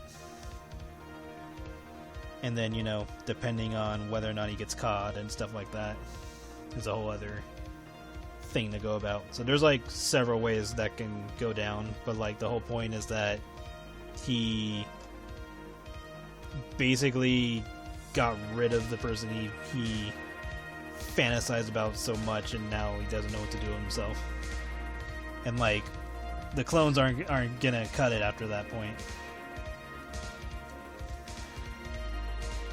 It's almost like thinking about, you know, some type of object that you've been wanting for so long, and then when you finally get it, you don't know what to do with yourself after the fact.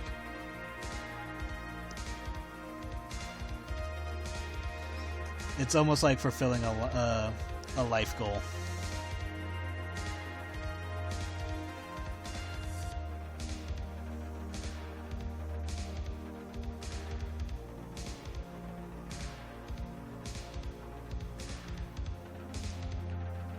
Well, there's a difference between, you know, eating a clone that doesn't really have any purpose other than to be eaten, and then, you know, actually killing somebody.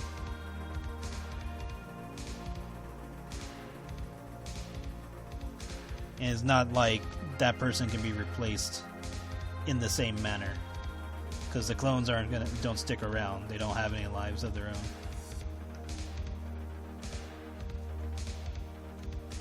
They're not brain dead. Like, they'll operate based on whatever moment they were in, and then there's like, you know, previous uses to kind of spice things up with how the customer uses them, but they're not going to be the same as the original. Like they don't have any further memories past whenever the person's DNA was donated or taken in some cases.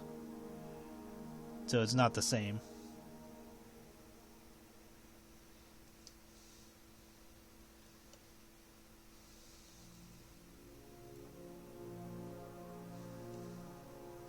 It's almost like having like a false friendship.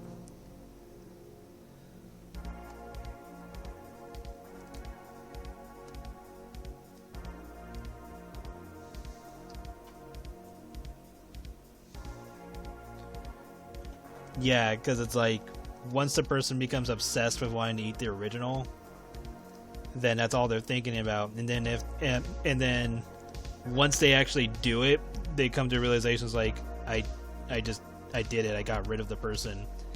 And it's because like especially if they were to confront them in like their own home and stuff like that, after the deed is done, the person's just gonna be sitting there with a full belly, but then like surrounded by the person's belongings, like all of their personal things and stuff like that, and they can't take it back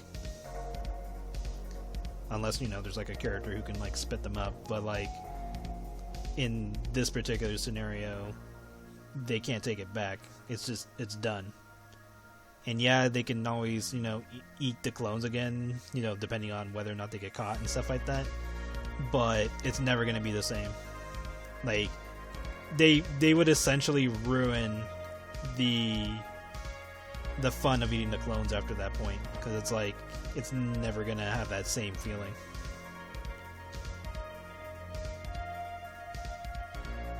Like they essentially spoiled themselves. It's like opening a Christmas present early.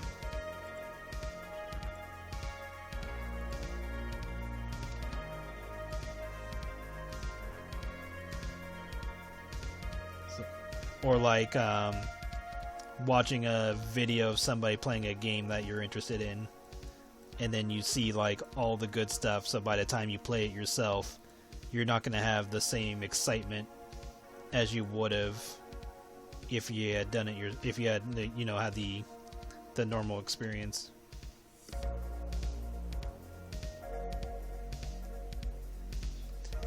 And it's not so much like eating real people to get the thrill again. It's more like there was one particular person that this character was obsessed with, and it was only by chance that they even met the original. Either that or they got their DNA secretly, or whatever the case may be. But it's just they were fulfilling a fantasy for so long, and then when they actually go through with it, they don't know what to do with themselves, because now it's over. Like they did it, and like eating other people is not going to give them the same feeling, because this was like a very specific person that they were obsessed over. Let's clean this up.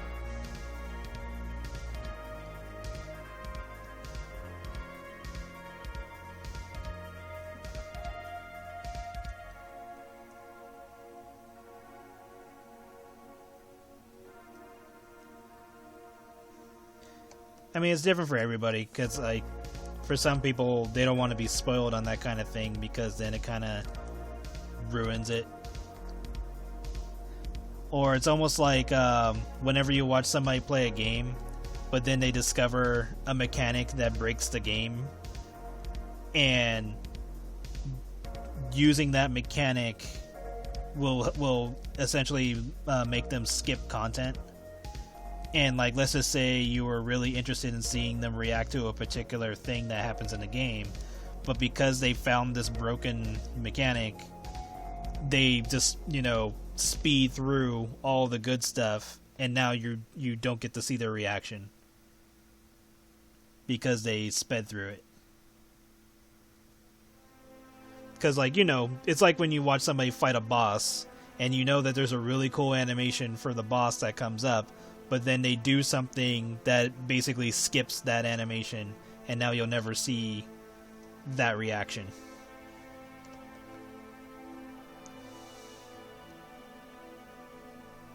Especially with games like Kingdom Hearts. Or even Sonic Frontiers has that problem.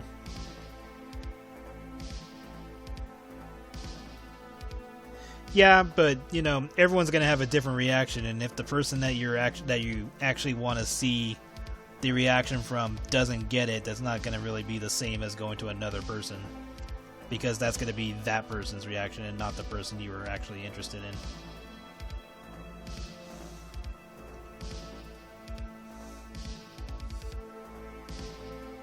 Because unfortunately there's only that one person, so you're never gonna get that moment again. Because it's not about it's not about the exact reaction you're looking for, it's about the person that's reacting to it.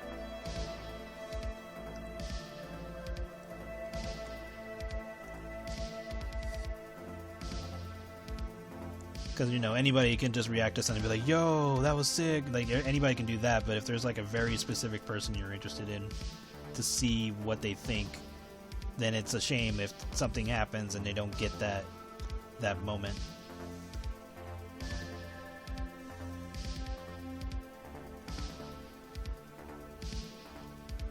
Well, yeah, I mean, that just boils down to whether or not you're actually interested in that kind of thing.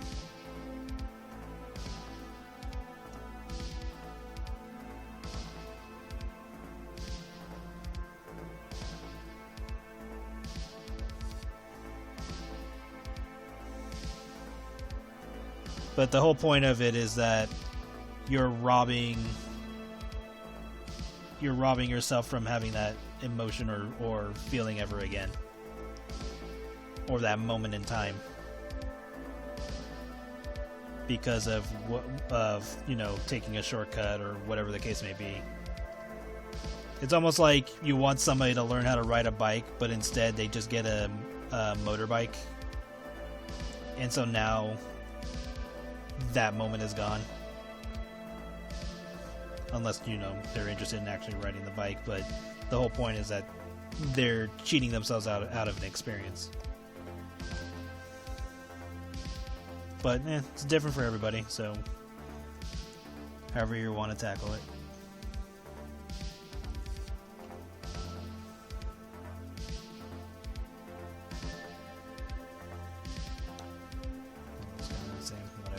Should just leave it alone. I think I got what now I need the earrings.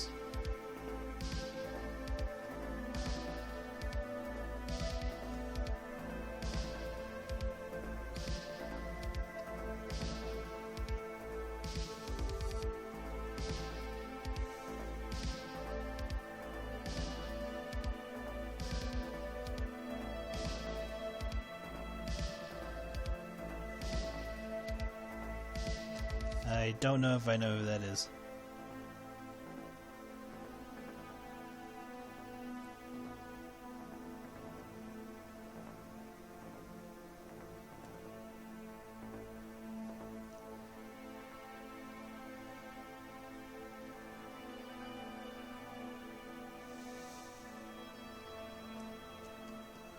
And it's not so much like they did something bad, it's just you're waiting for a particular thing for them to come across because you wanted to know their thoughts on it, or, you know, see their reaction to whatever the material is. But then they do something that essentially makes them skip it, and they just, you know, they'll not have that moment.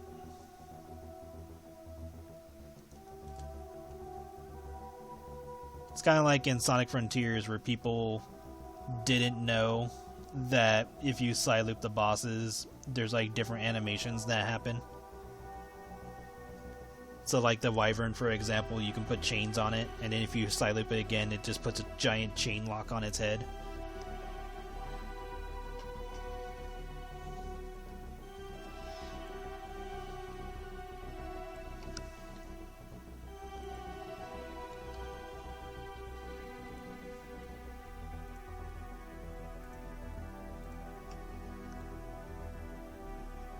Drawing 30-year-old OC.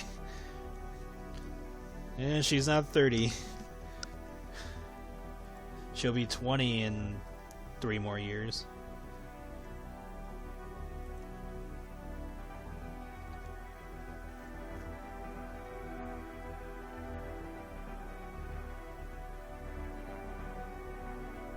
Oh, I think I remember hearing about that.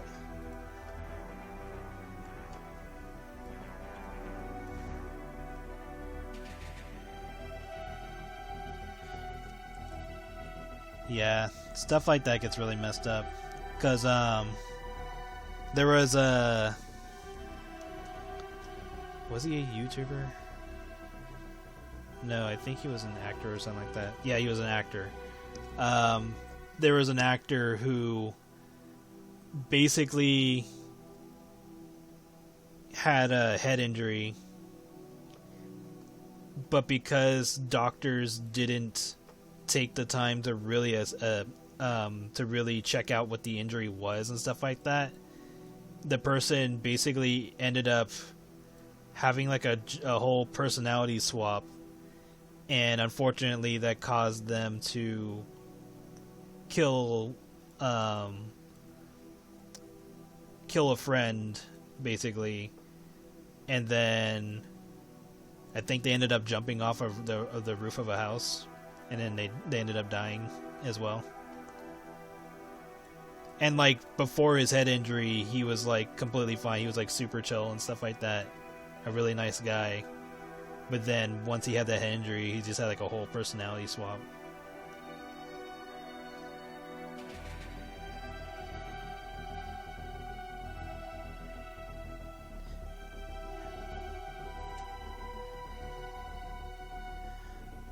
I'd have to look him back up because I watched it recently. I'll have to look it up at some point. But yeah, because he was on. Was he on Seventh Heaven? It was either Seventh Heaven or Dawson's Creek or something like that. I forget which actor it was. But he was like pretty well known. And then after his head injury, he just had a total breakdown. I want to do her nails first. But yeah, like stuff like that is just crazy on how ridiculous it can get. Cause like there was like another story of a guy, I don't know what exactly caused it. It just kind of started happening. And I don't know, because like I know that he took drugs at some point, but like there was moments where he was like completely sober. But it could have been based on how early he was doing this. But like basically at some point he started to suffer from lycanthropy, or not lycanthropy, but like it has like a similar name to it. But basically he started thinking he was like an animal and stuff like that, and he was like walking in the traffic, and it got to the point where like his family was going to take him to see a doctor, but like the day before he ends up randomly walking into a neighborhood. Basically he basically murders 2 people and injures their neighbor. And one of them he beats to death, the other one he's like eating their face. And then like the police show up, they like tase him, but he doesn't even feel the tasing. They like try to kick him off of the people he was attacking, doesn't feel anything. And it takes like everyone's freaking strength just to get him off of them, and then, you know, arrest him and stuff like that. And But even during that time, he was like drinking bleach from like their garage and stuff like that. Like he just had like a whole psychotic episode.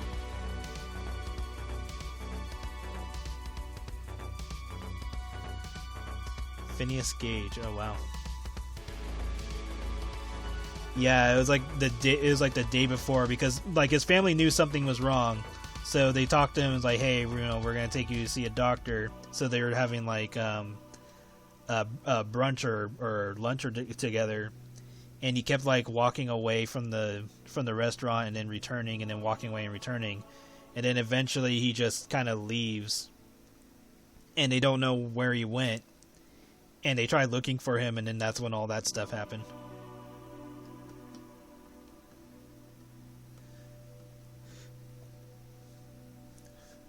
And there's like no real explanation. Like it could have been because he might have been taking drugs at the time. Well, he was taking drugs at some point, but like when all this happened, I think he was sober, or he might have been sober. But like they're trying to. I don't remember if the case is closed already, but they're trying to diagnose whether or not he has some kind of mental disorder or whatever, because they couldn't like fully try him yet without knowing if he had some kind of mental issue. But you know how laws or how court cases go; it can go for years before anything essential happens. But yeah, there's like all kinds of stories like that. It's freaking crazy. Okay, got our nails. And next, let's do.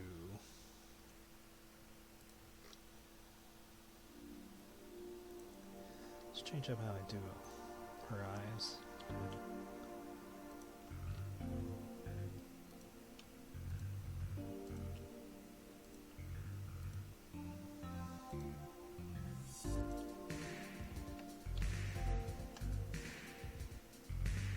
As we go a little bit more yellow.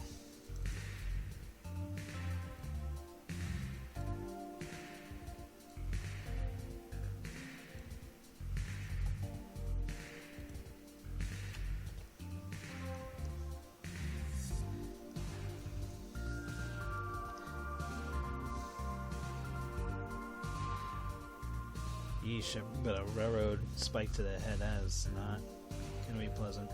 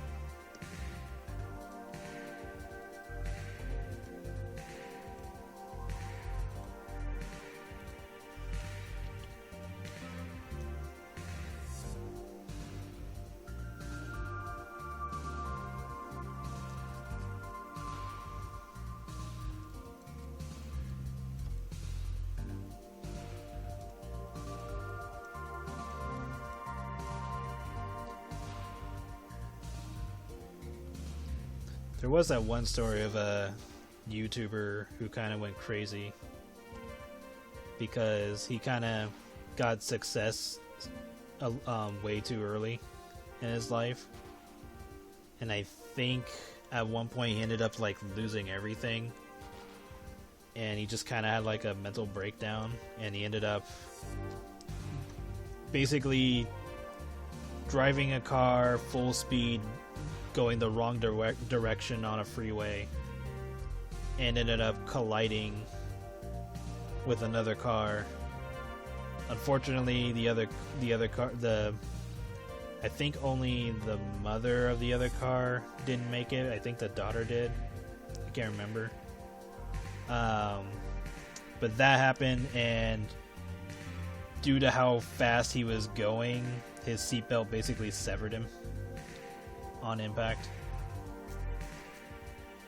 So that's a thing.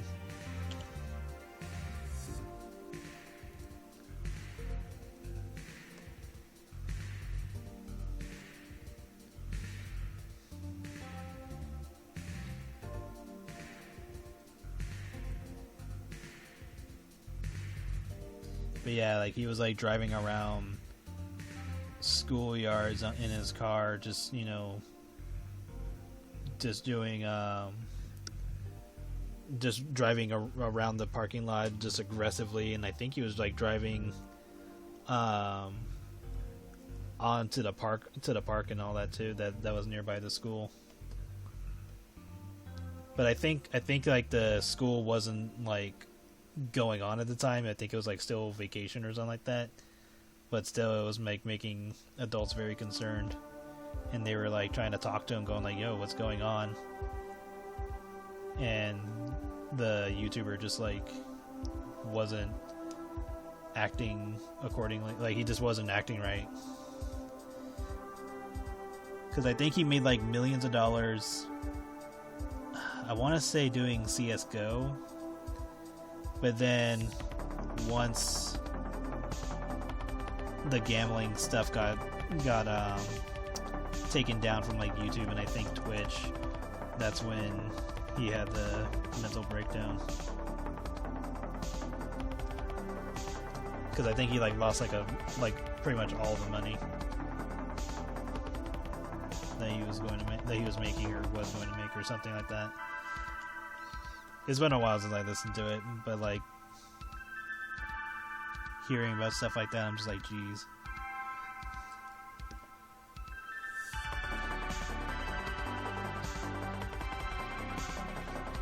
But yeah, he was going like full speed on a freeway in the opposite direction.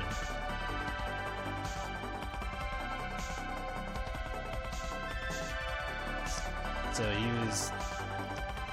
he was going into incoming traffic.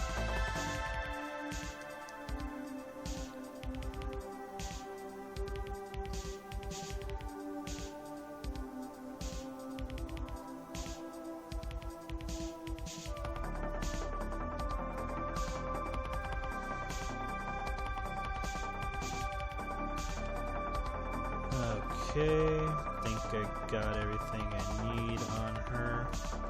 I kind of want the pants to be a little bit of a different color, a different material. So let's grab a texture. Let me save this.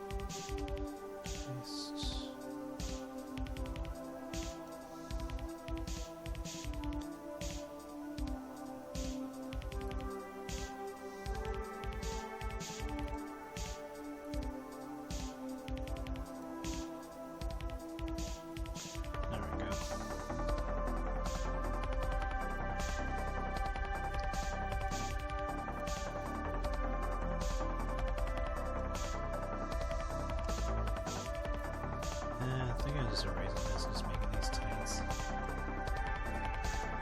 think that would be better.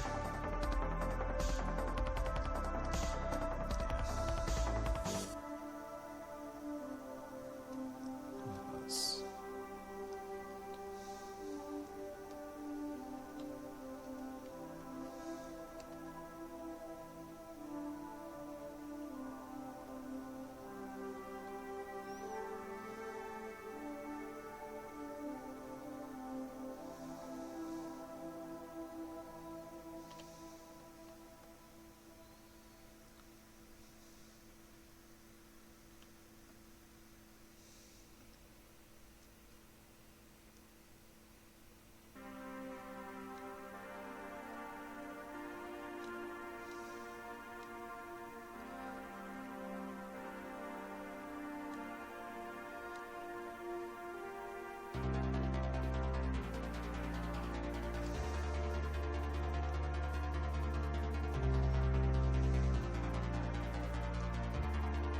Yeah, I'll probably make them a little bit see-through.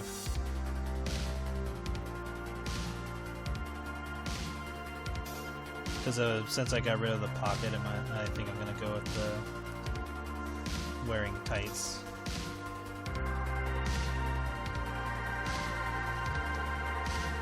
So that means she's gonna have her underwear showing a little bit.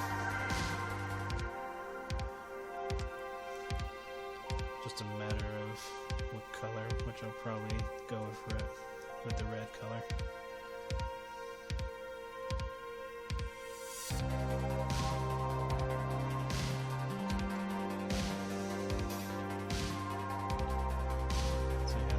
The skirt's a little smaller.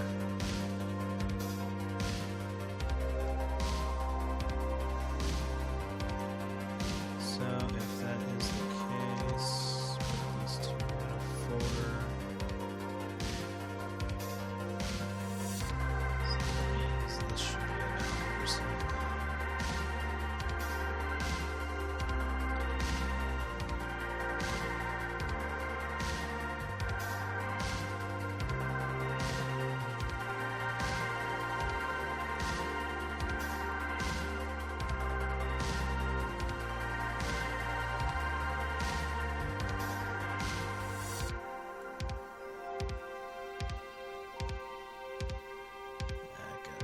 How I do this.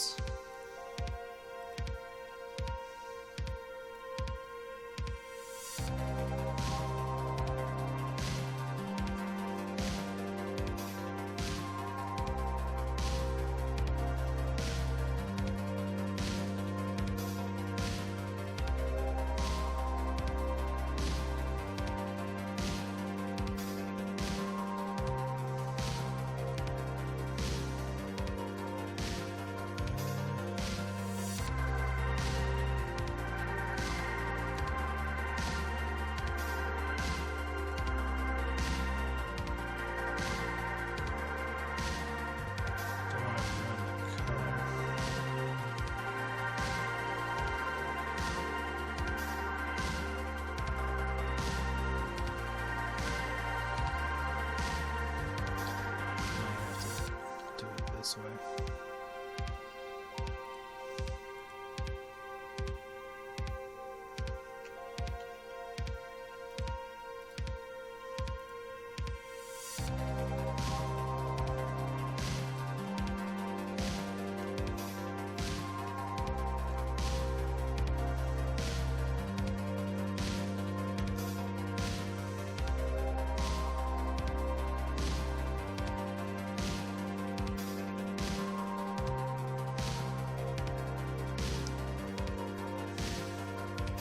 Yeah, this is one of those situations where you gotta make some adjustments to make it work.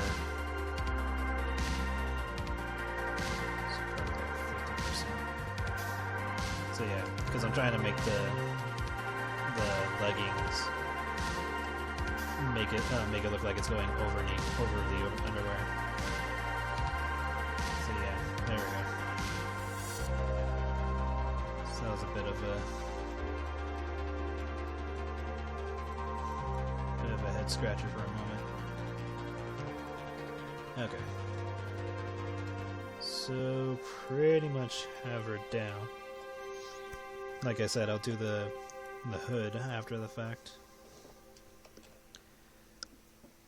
Still got some time before.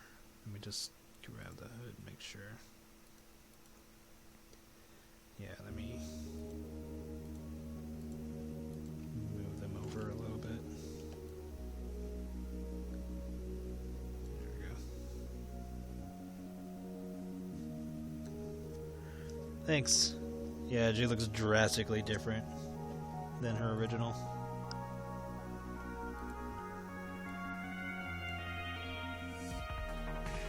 Like, literally the only things that survived from her original are the gray hair, because that carried over to her main hair, red eyes, the hood, although the hood is now torn, and then she's going to have her glasses, but the glasses are going to get a bit of a redesign as well.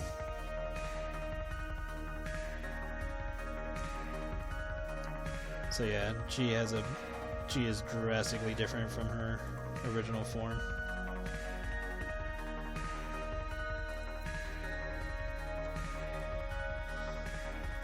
Not that it's a bad thing. And it's not like I'm just gonna get rid of the old artwork. No, hell no. I'd never do that.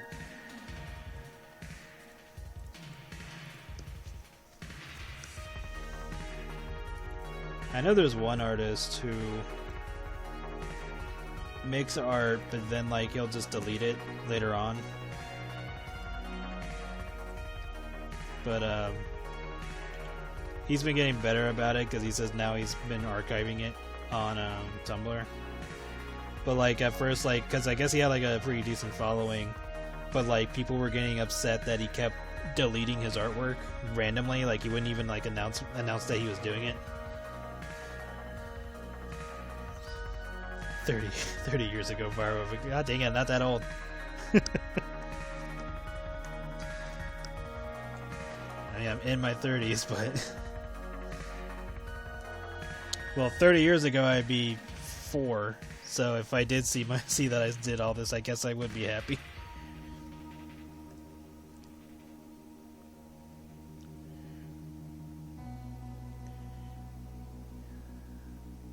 But yeah, like the guy was like deleting stuff without even telling people he was gonna delete it. So like nobody had a chance to like, you know, save his artwork or whatever it is that they liked about his work and all that.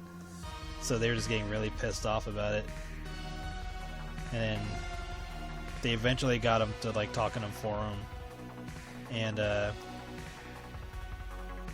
he says he's going to be more considerate about that, at least let people know when he's going to delete his stuff, because like he has every right to delete his own artwork. Like I mean, there's nothing wrong with that.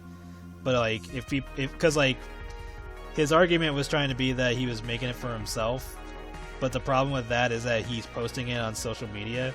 So it's not necessarily just for himself, because if that was the case, what would be the point of posting it? But since he has a following, now he says he'll be a little bit more considerate and like at least let people know when he's gonna do it. So that way they can like save and back up whatever they want. Yeah, like it's always good to see where you came from. Because, like, let me save this.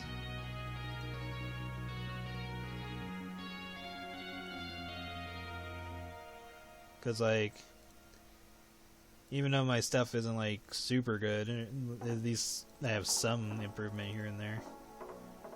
Because, like, for example, like, this was the first pic of Marcy that I ever drew. So, drastically different from that version to... where are you?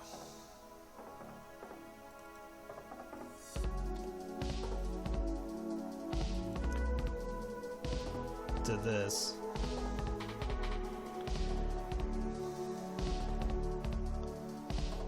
So yeah, like, big difference between the two.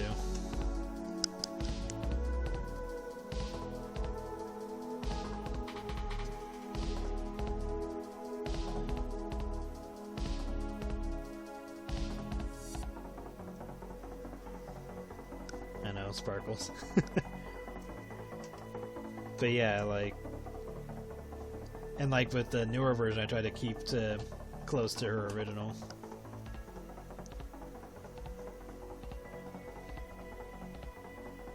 But yeah, like, there's nothing wrong with having old artwork and stuff like that.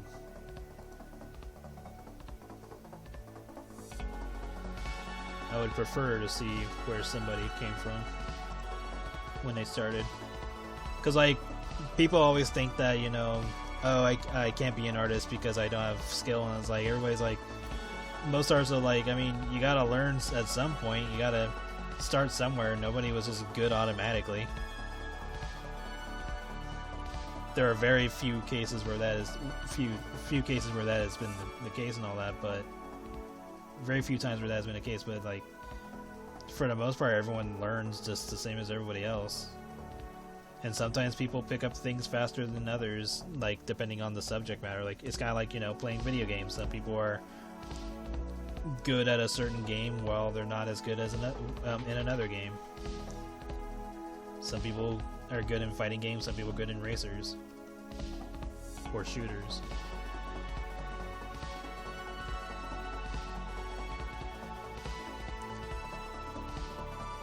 Hell, some people are only good at playing Minecraft, and there's nothing wrong with that.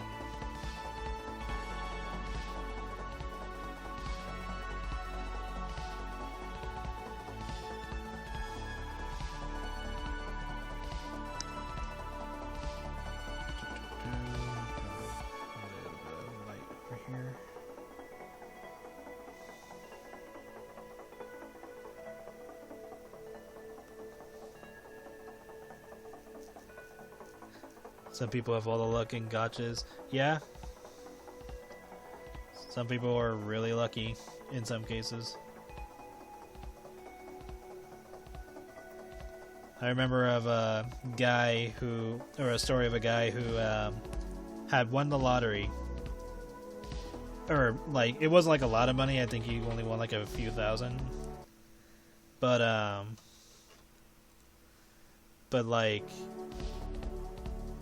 he won enough to be basically interviewed by the local news. So they took him back to the store where he bought his ticket because they wanted to just, you know, record footage of him, like, you know, scratching a ticket so that way, you know, it's like a reenactment thing. So they took him to the same store that he won his ticket on, and he just bought like a random scratcher, and he ended up winning like another 10K on camera. And they were like, "What, really?" And he's like, "Yeah, I just won 10 grand." And I was like, "Damn, you won the lottery twice."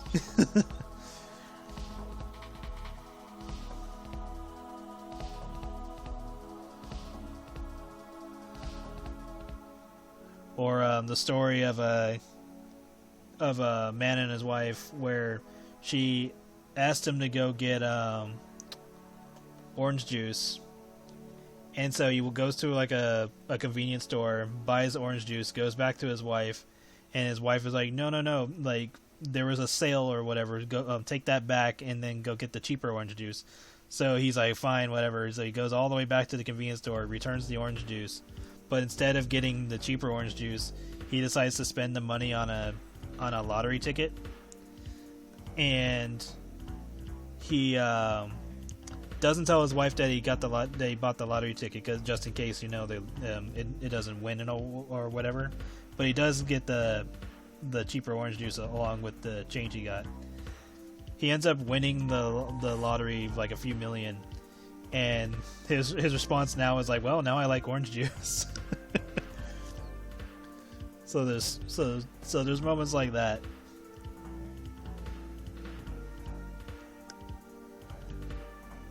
Like, sometimes there's just random chance.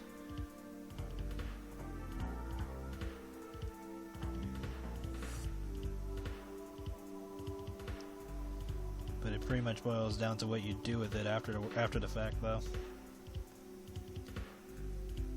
Because you can easily make as much money as much as you lose. It just boils down to how you manage it. And like, you can easily make back the money you lost too. So it's like, if you were to make millions and then lost millions, you can do it again. You just gotta put in the work.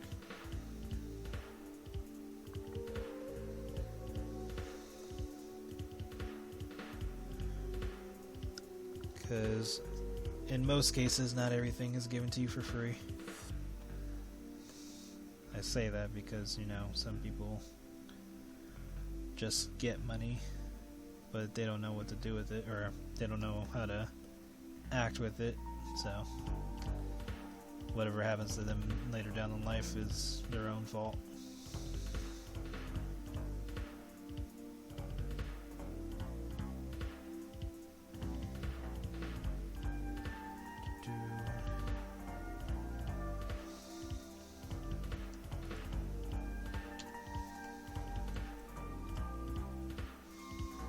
Oh, no, no, no. No, he didn't leave his wife. There was one story of one guy who's been struck by lightning, I think, 9 times or something like that. And I remember listening to a podcast where one guy was saying that he was driving his car, got stuck out in the rain, and so he called for a tow truck or a guy to just help him get his car charged or whatever the case was. And like the tow guy did want to go out because, you know, he'd been struck by lightning before, and the guy's just like come on, man, I just need you to come out and jump my car or whatever the hell it was. So the tow guy begrudgingly goes to help the guy out, the guy from the podcast, and as he's helping the guy, he gets struck by the tow guy gets struck by lightning, and he's fine, but he looks at the guy from the podcast, and and the guy's like, you know, about to pay him for helping him and all that. He just takes his wallet, takes all the money he has from the wallet, gives it back to him, and just leaves after helping him. And I was like, yeah, I mean, that sounds justified. He did not want to be there because he'd been struck by lightning in the past. Ends up getting struck by lightning. And yeah, I guess that means all your money's gone at that point. I was like, I don't know what else to tell you after something like that happens. It's like, what do you even say? It's like you begged him to come out there, but he didn't want to because he's been struck by lightning, and then it happens. It's like, what do you even say to that?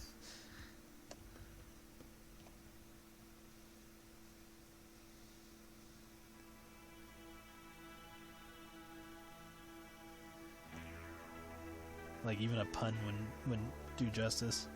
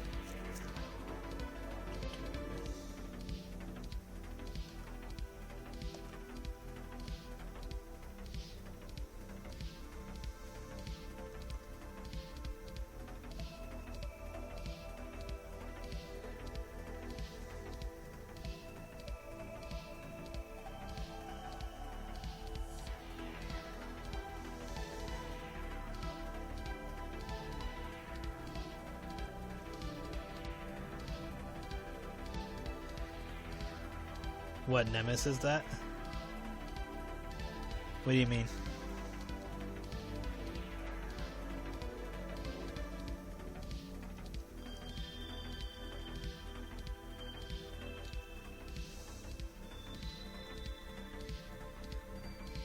Oh, like which version of the artwork? That will be artwork for a collection that's coming out.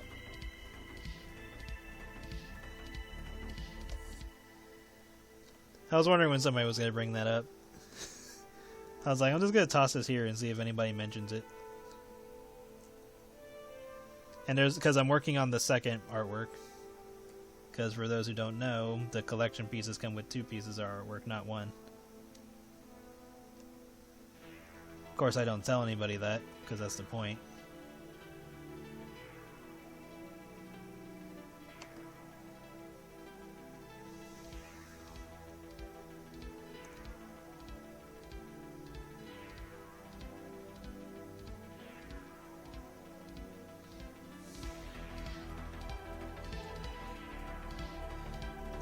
He's talking about the demon girl in my background.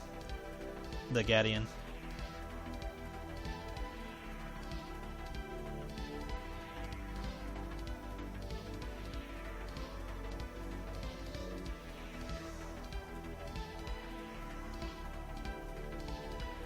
I say demon because that's like the easiest way of explaining it.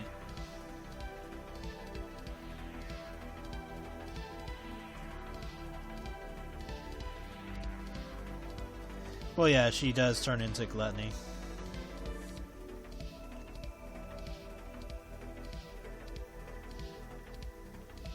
But I decided to just throw that in the background and see if anybody would ask about it.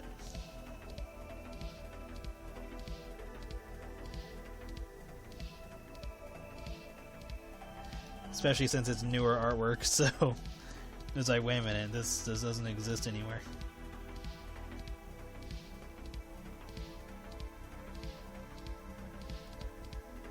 But she'll be getting 2 artworks. I'm already working on the second one. It's almost done, I just gotta do the shading and all that.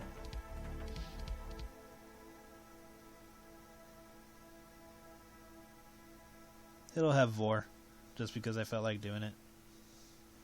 So you know what, this is gonna have vor. Fuck it.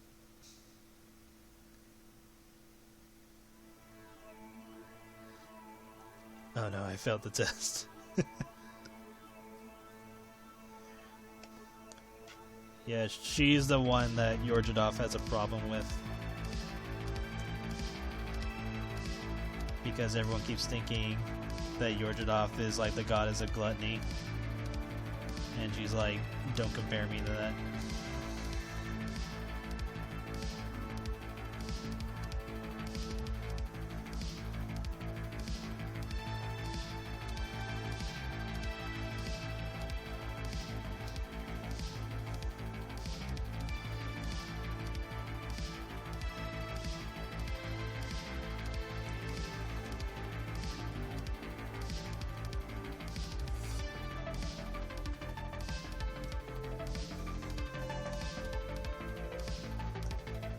I need to redesign her gluttony form though. I don't like the takes that I've attempted with her so far.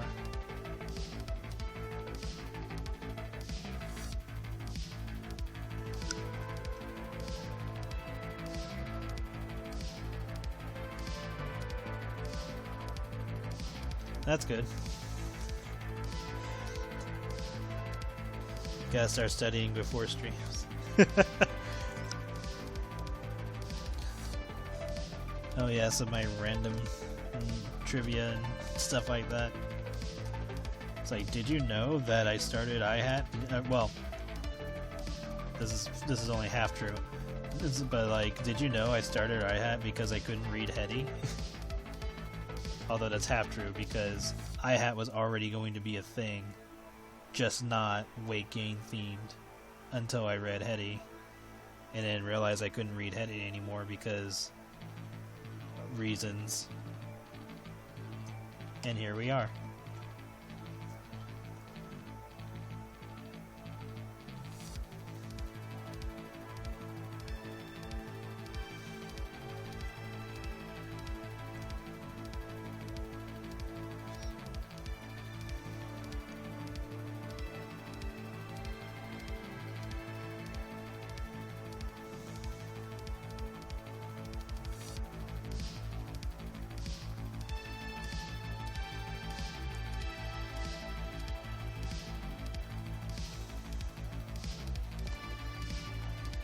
It's like, did you know that Marcy and Skylar's names were made just because they need to have boring ass names, or as basic as possible, so they weren't so technical like previous characters I've had in the past, like Viro and Yorjadov and Violeton.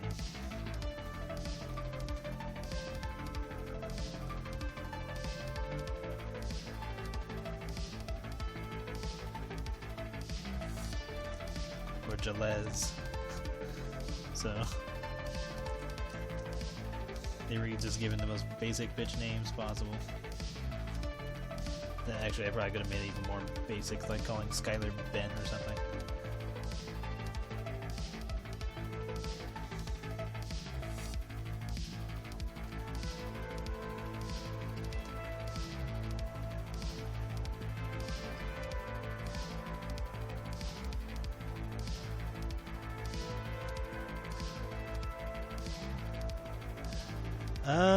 Haven't really decided if she's gonna be a heel.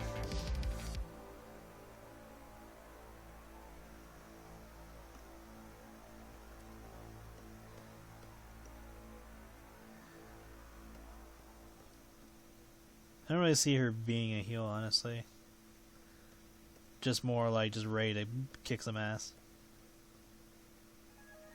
I can totally see her fighting against a person who's a heel, and she just gets annoyed at that person or something.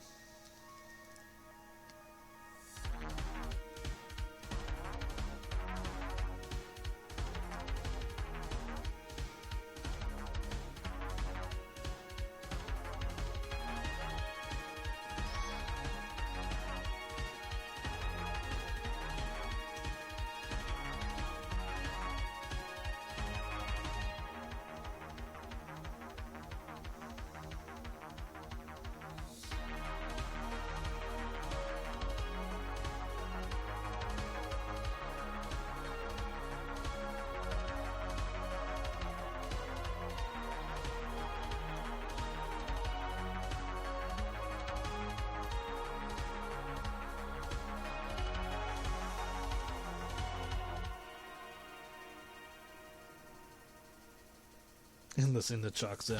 Ha. I like Chalk Zone. That was a good show.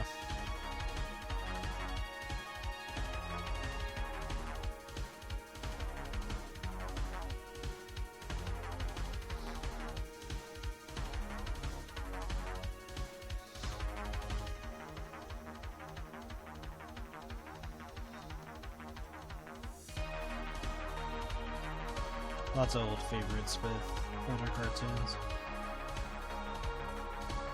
There's some good shows too, still nowadays.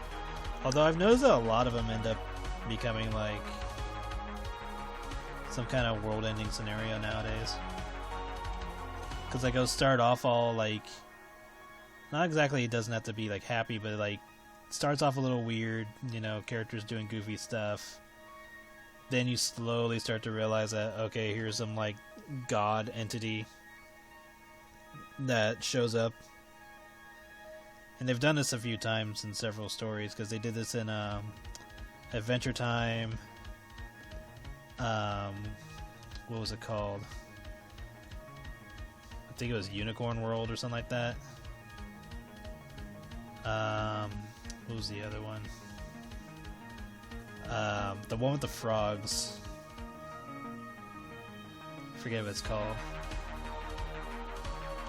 I think Owl House does it too. Centaur World, yeah, there we go.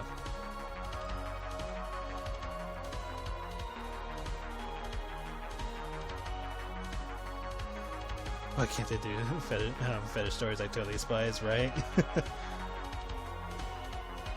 I was got to chalk. But yeah, like there's nothing wrong with that. It's just I kind of notice that a lot of them are doing it. Some of which I don't really feel need to, or just feels out of place. Like personally for Adventure Time, I feel like all of the cosmic lore that started happening along with like reincarnation stuff, I was just kind of like, it's kind of losing its appeal. Like, it was kind of riding off of like, oh, this is connected to this, and this is connected to this, and this, and this, and this. I'm like, I liked it better when it was just like, not entirely random, but it's just like, you know, here's the characters existing in the world, and then towards the end of the episode, something pretty dark happens that either gets skimmed over or is it acknowledged, and like and it almost feels like the character is just going like is gonna have like a mental breakdown once it keeps happening over and over. For like the example, for example, the episode where Finn and Jake are on the train and it's Finn's birthday and he's basically trying to solve a mystery, and the train ends up going off of a cliff and landing into Jello. And Finn is talking to Jake going like, wow, so you set up this whole thing, right? And he's like, yeah, wow, it must have taken forever to figure out how the train was going to fall into that pile of Jello. And Jake is like, oh, that was an accident. He's like, wait, what? And he's like, yeah, I didn't plan that, so we could have just fallen to our deaths? Yes. And he just goes back to eating cake. and Finn looks at the cliff and he just contemplates that he could have died just then.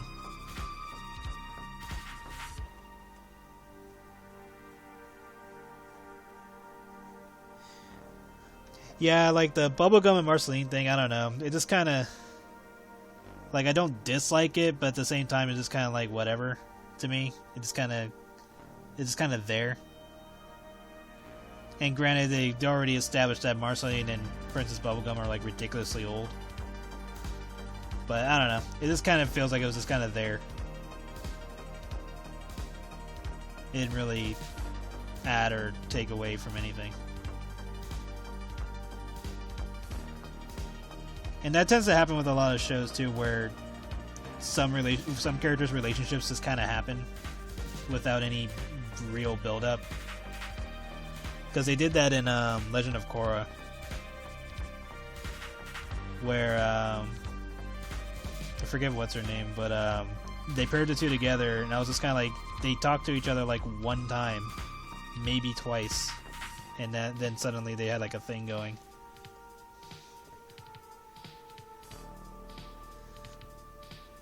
Eh.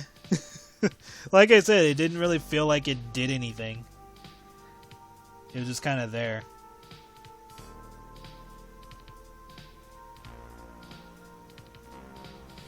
And then, like, when they did pair them, I was like, okay, so why were they, like, you know, being pissed off and hating each other before this point?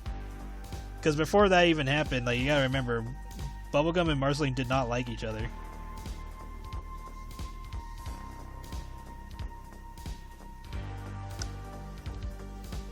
So it just seemed kind of random. At least to me, I don't know.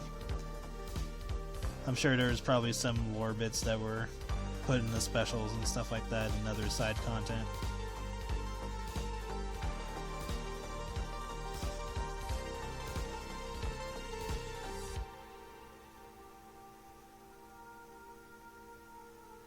I do like how they had to explain a continuity error. And so they put it in an episode to explain, like, oh, this crown wasn't supposed to be here. Okay, I'll just go back in time and put it there. Bam. Problem solved. Oh shit, it's 3 o'clock already? Fuck. I thought I still had like another hour. Okay, let me just finish shading this and then I'll stop.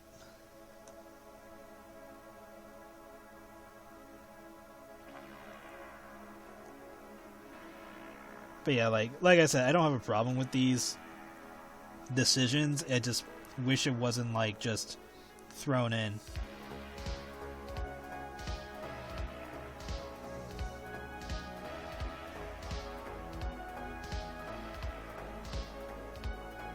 Because obviously, you know, the writers didn't predict everything that happens in their show because, you know, time moves on and things change.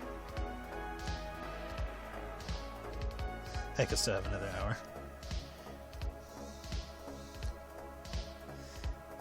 I have a friend that said it made sense, and I was like, no, there was one scene in Korra where her...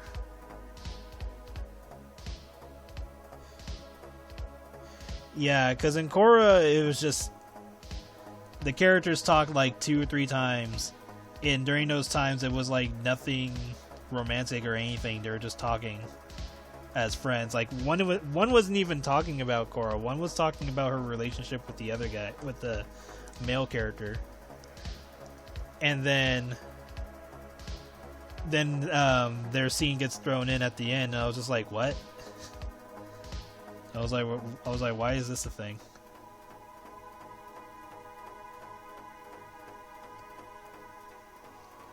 And like normally I wouldn't have a problem with it, but there was like no real build up or context to it. It was just there.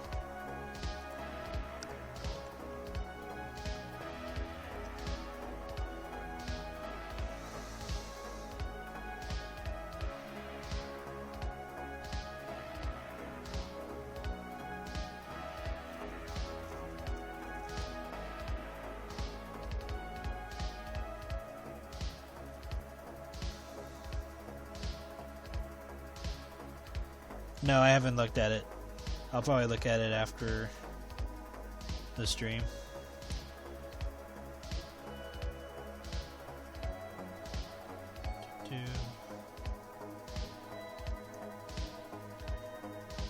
But yeah, I think like another thing that sucks is when certain content get retconned for like almost no reason.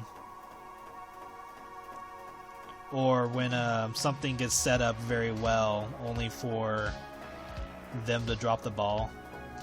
And sometimes that's like because somebody else takes over the direction of the show or content. And so whatever was set up, the person just throws it out. Kind of like what happened with Star Wars, where Episode 7 did a really good job setting certain things up. My only complaint really for Episode 7 was just that Rey was like just broken.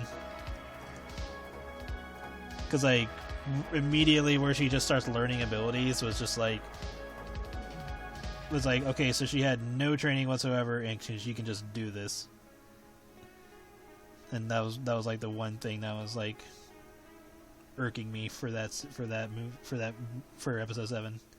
And that was it. Like, if they could explain it better, I would probably have been fine. But like, one of their excuses was like, "Oh, well, she's a sponge. She can take techniques from other people." I'm like, that doesn't make any goddamn sense.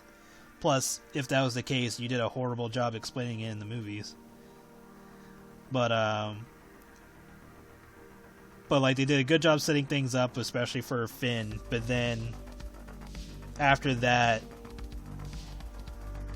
Finn just gets super sidelined. Like, he got so robbed of his role. Because that would have been cool to see a stormtrooper come up.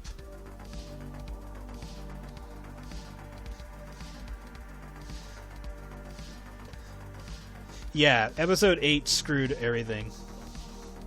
They were tossing in techniques that don't make sense to do. Because they were trying to boost up certain minorities and stuff like that, and certain political nonsense. And I was just like, guys, stop doing this for your movies. You're ruining your own content for something that doesn't make sense to do.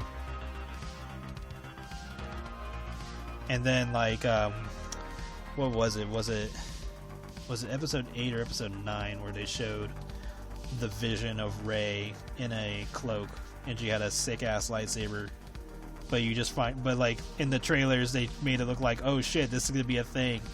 But then when you watch the movie, it's like literally 2 seconds or like 5 seconds of content, and I'm just like, wow, the coolest thing this movie had, and you turn it into a 5-second clip.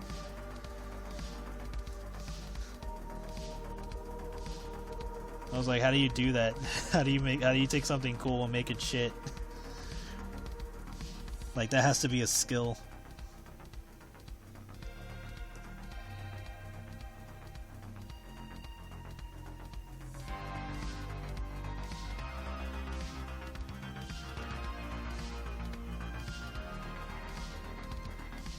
But yeah, like, Episode 7 was definitely the better of the three new movies. Like, come on, Episode 7 had Traitor. That guy was great. It's like, damn, I never wanted to see a stormtrooper kick so much ass than this guy. And I love the fact that one stormtrooper was just like, you know what, fuck this shit. Throws his shield, throws his gun, takes out a fucking stun baton or whatever the fuck that thing was, and just starts beating the shit out of Finn.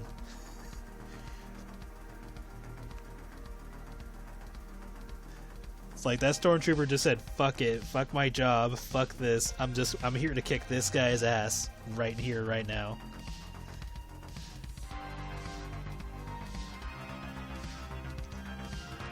And I love the fact that because he got so fucking popular that they made a figure of him and they just called him Traitor, but it was spelled with an 8. So it's like TR8TR or something like that. I was like, man, when you take a standard character and that character gets fucking toys because of how popular he got.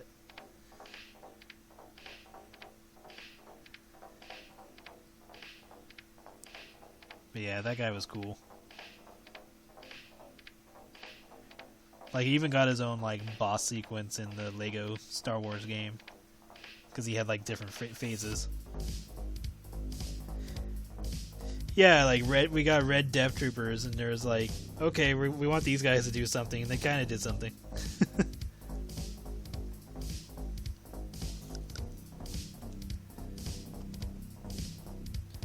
I find it weird though that Phasma didn't really get to do anything. Like, even when they did have her do something in, what was it, episode 8, I think? It was like, okay, so they had her do something in episode 8, but then they like cut some of her content that would have made her character better. And I'm like, wait. So, first movie, she doesn't get to do shit. They like built her up and everything, even said that her armor was taken from parts of Palpatine's ship or whatever nonsense. So it can like deflect lasers or some shit. And then doesn't get to do anything in episode 7. Comes back in like episode 8. And then they actually cut some of her content from episode 8 that would have made her character better for Finn, or against Finn, or whatever the case may be. And I'm just like, why did you guys even bother? You guys brought her back just so you could try to make her more popular, only to screw her over again.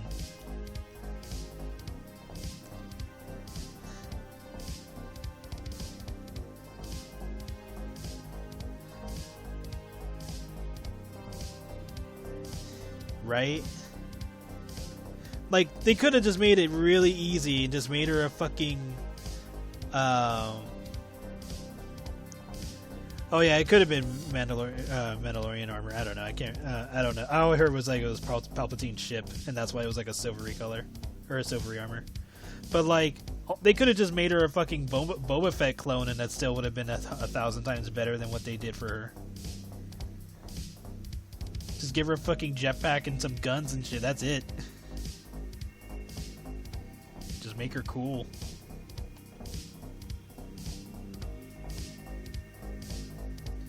And I'm not even like a huge Star Wars person. I only have seen like some of the cartoons and the movies. Like, I don't like dive into the comics or the books very often, if at all.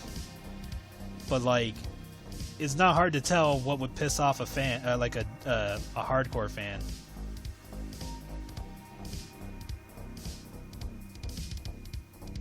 It's like, we're gonna have all this setup and then just not commit.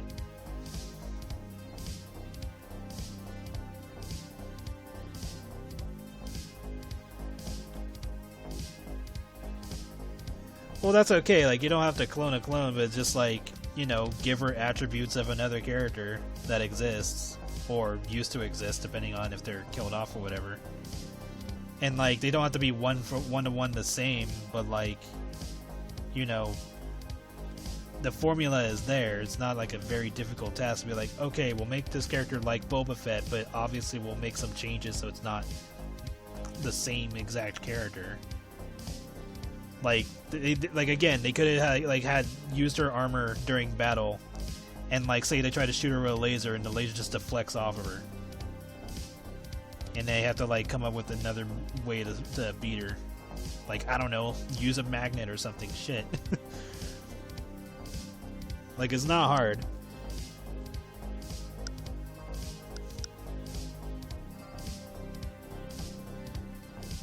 Yeah, I haven't watched The Mandalorian. Like, I haven't watched Star Wars stuff in a long time now. But yeah, I think it sucked that they kind of retconned the original Clone Wars cartoon, the Cartoon Network one, because it had like a lot of really good information and scenes and stuff like that. And I always found it weird that they never explained why General Grievous was coughing outside of the cartoon, because you see Mace Windu crush his organs, and that's why he's always coughing and gasping for air and shit. But in any other media and scene, they never explain why that was the case. They never explain why he's doing that, because like, they built him up as a really cool character out in the cartoon, but any other media, they just show him like cowering and being weak and shit like that, and barely doing anything. And I'm like, okay, are any of you guys gonna address that he's crippled to explain why he's not as badass as he used to be? Nope, we're not gonna explain this at all.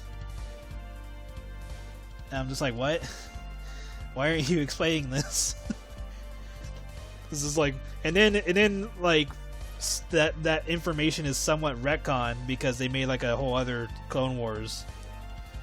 So I forget if they show him get injured in that version, but if they don't, then that just makes it even worse. Yeah, general or Major Malevolence. I remember that.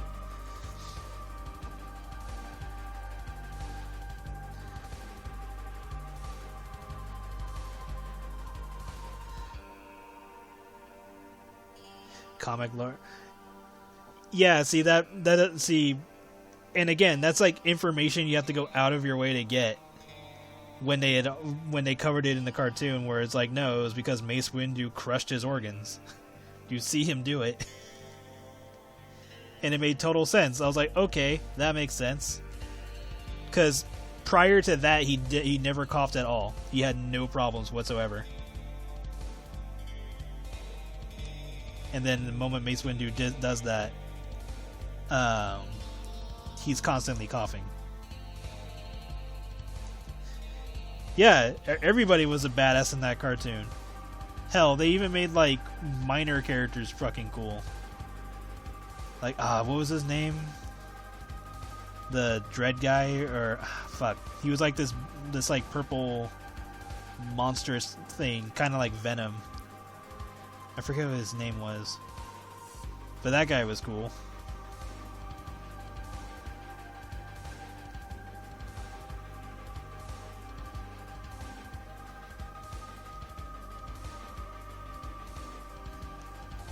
I forget her name, that one chick who was like trying to be a Sith, but she wasn't like 100% a Sith. Or she was just like copying. Forget her name. But she was cool too in that cartoon.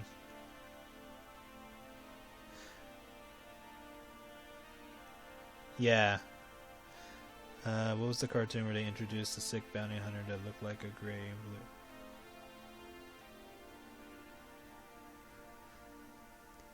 Asajj Ventress, yeah. She was cool. That looked like a gray with bluish skin. I do not remember. But yeah, like, that cartoon was really well done, and it's sad that they decided to retcon it.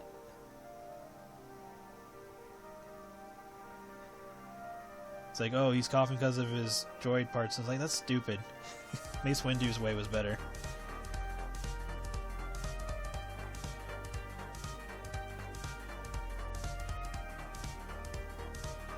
Okay, I think we're good on this.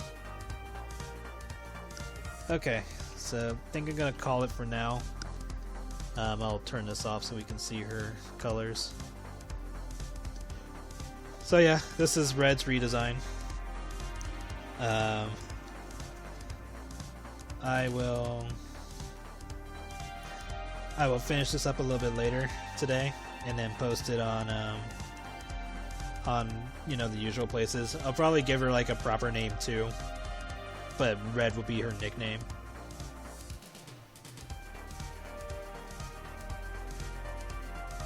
But yeah, she'll be appearing soon in Black Circus.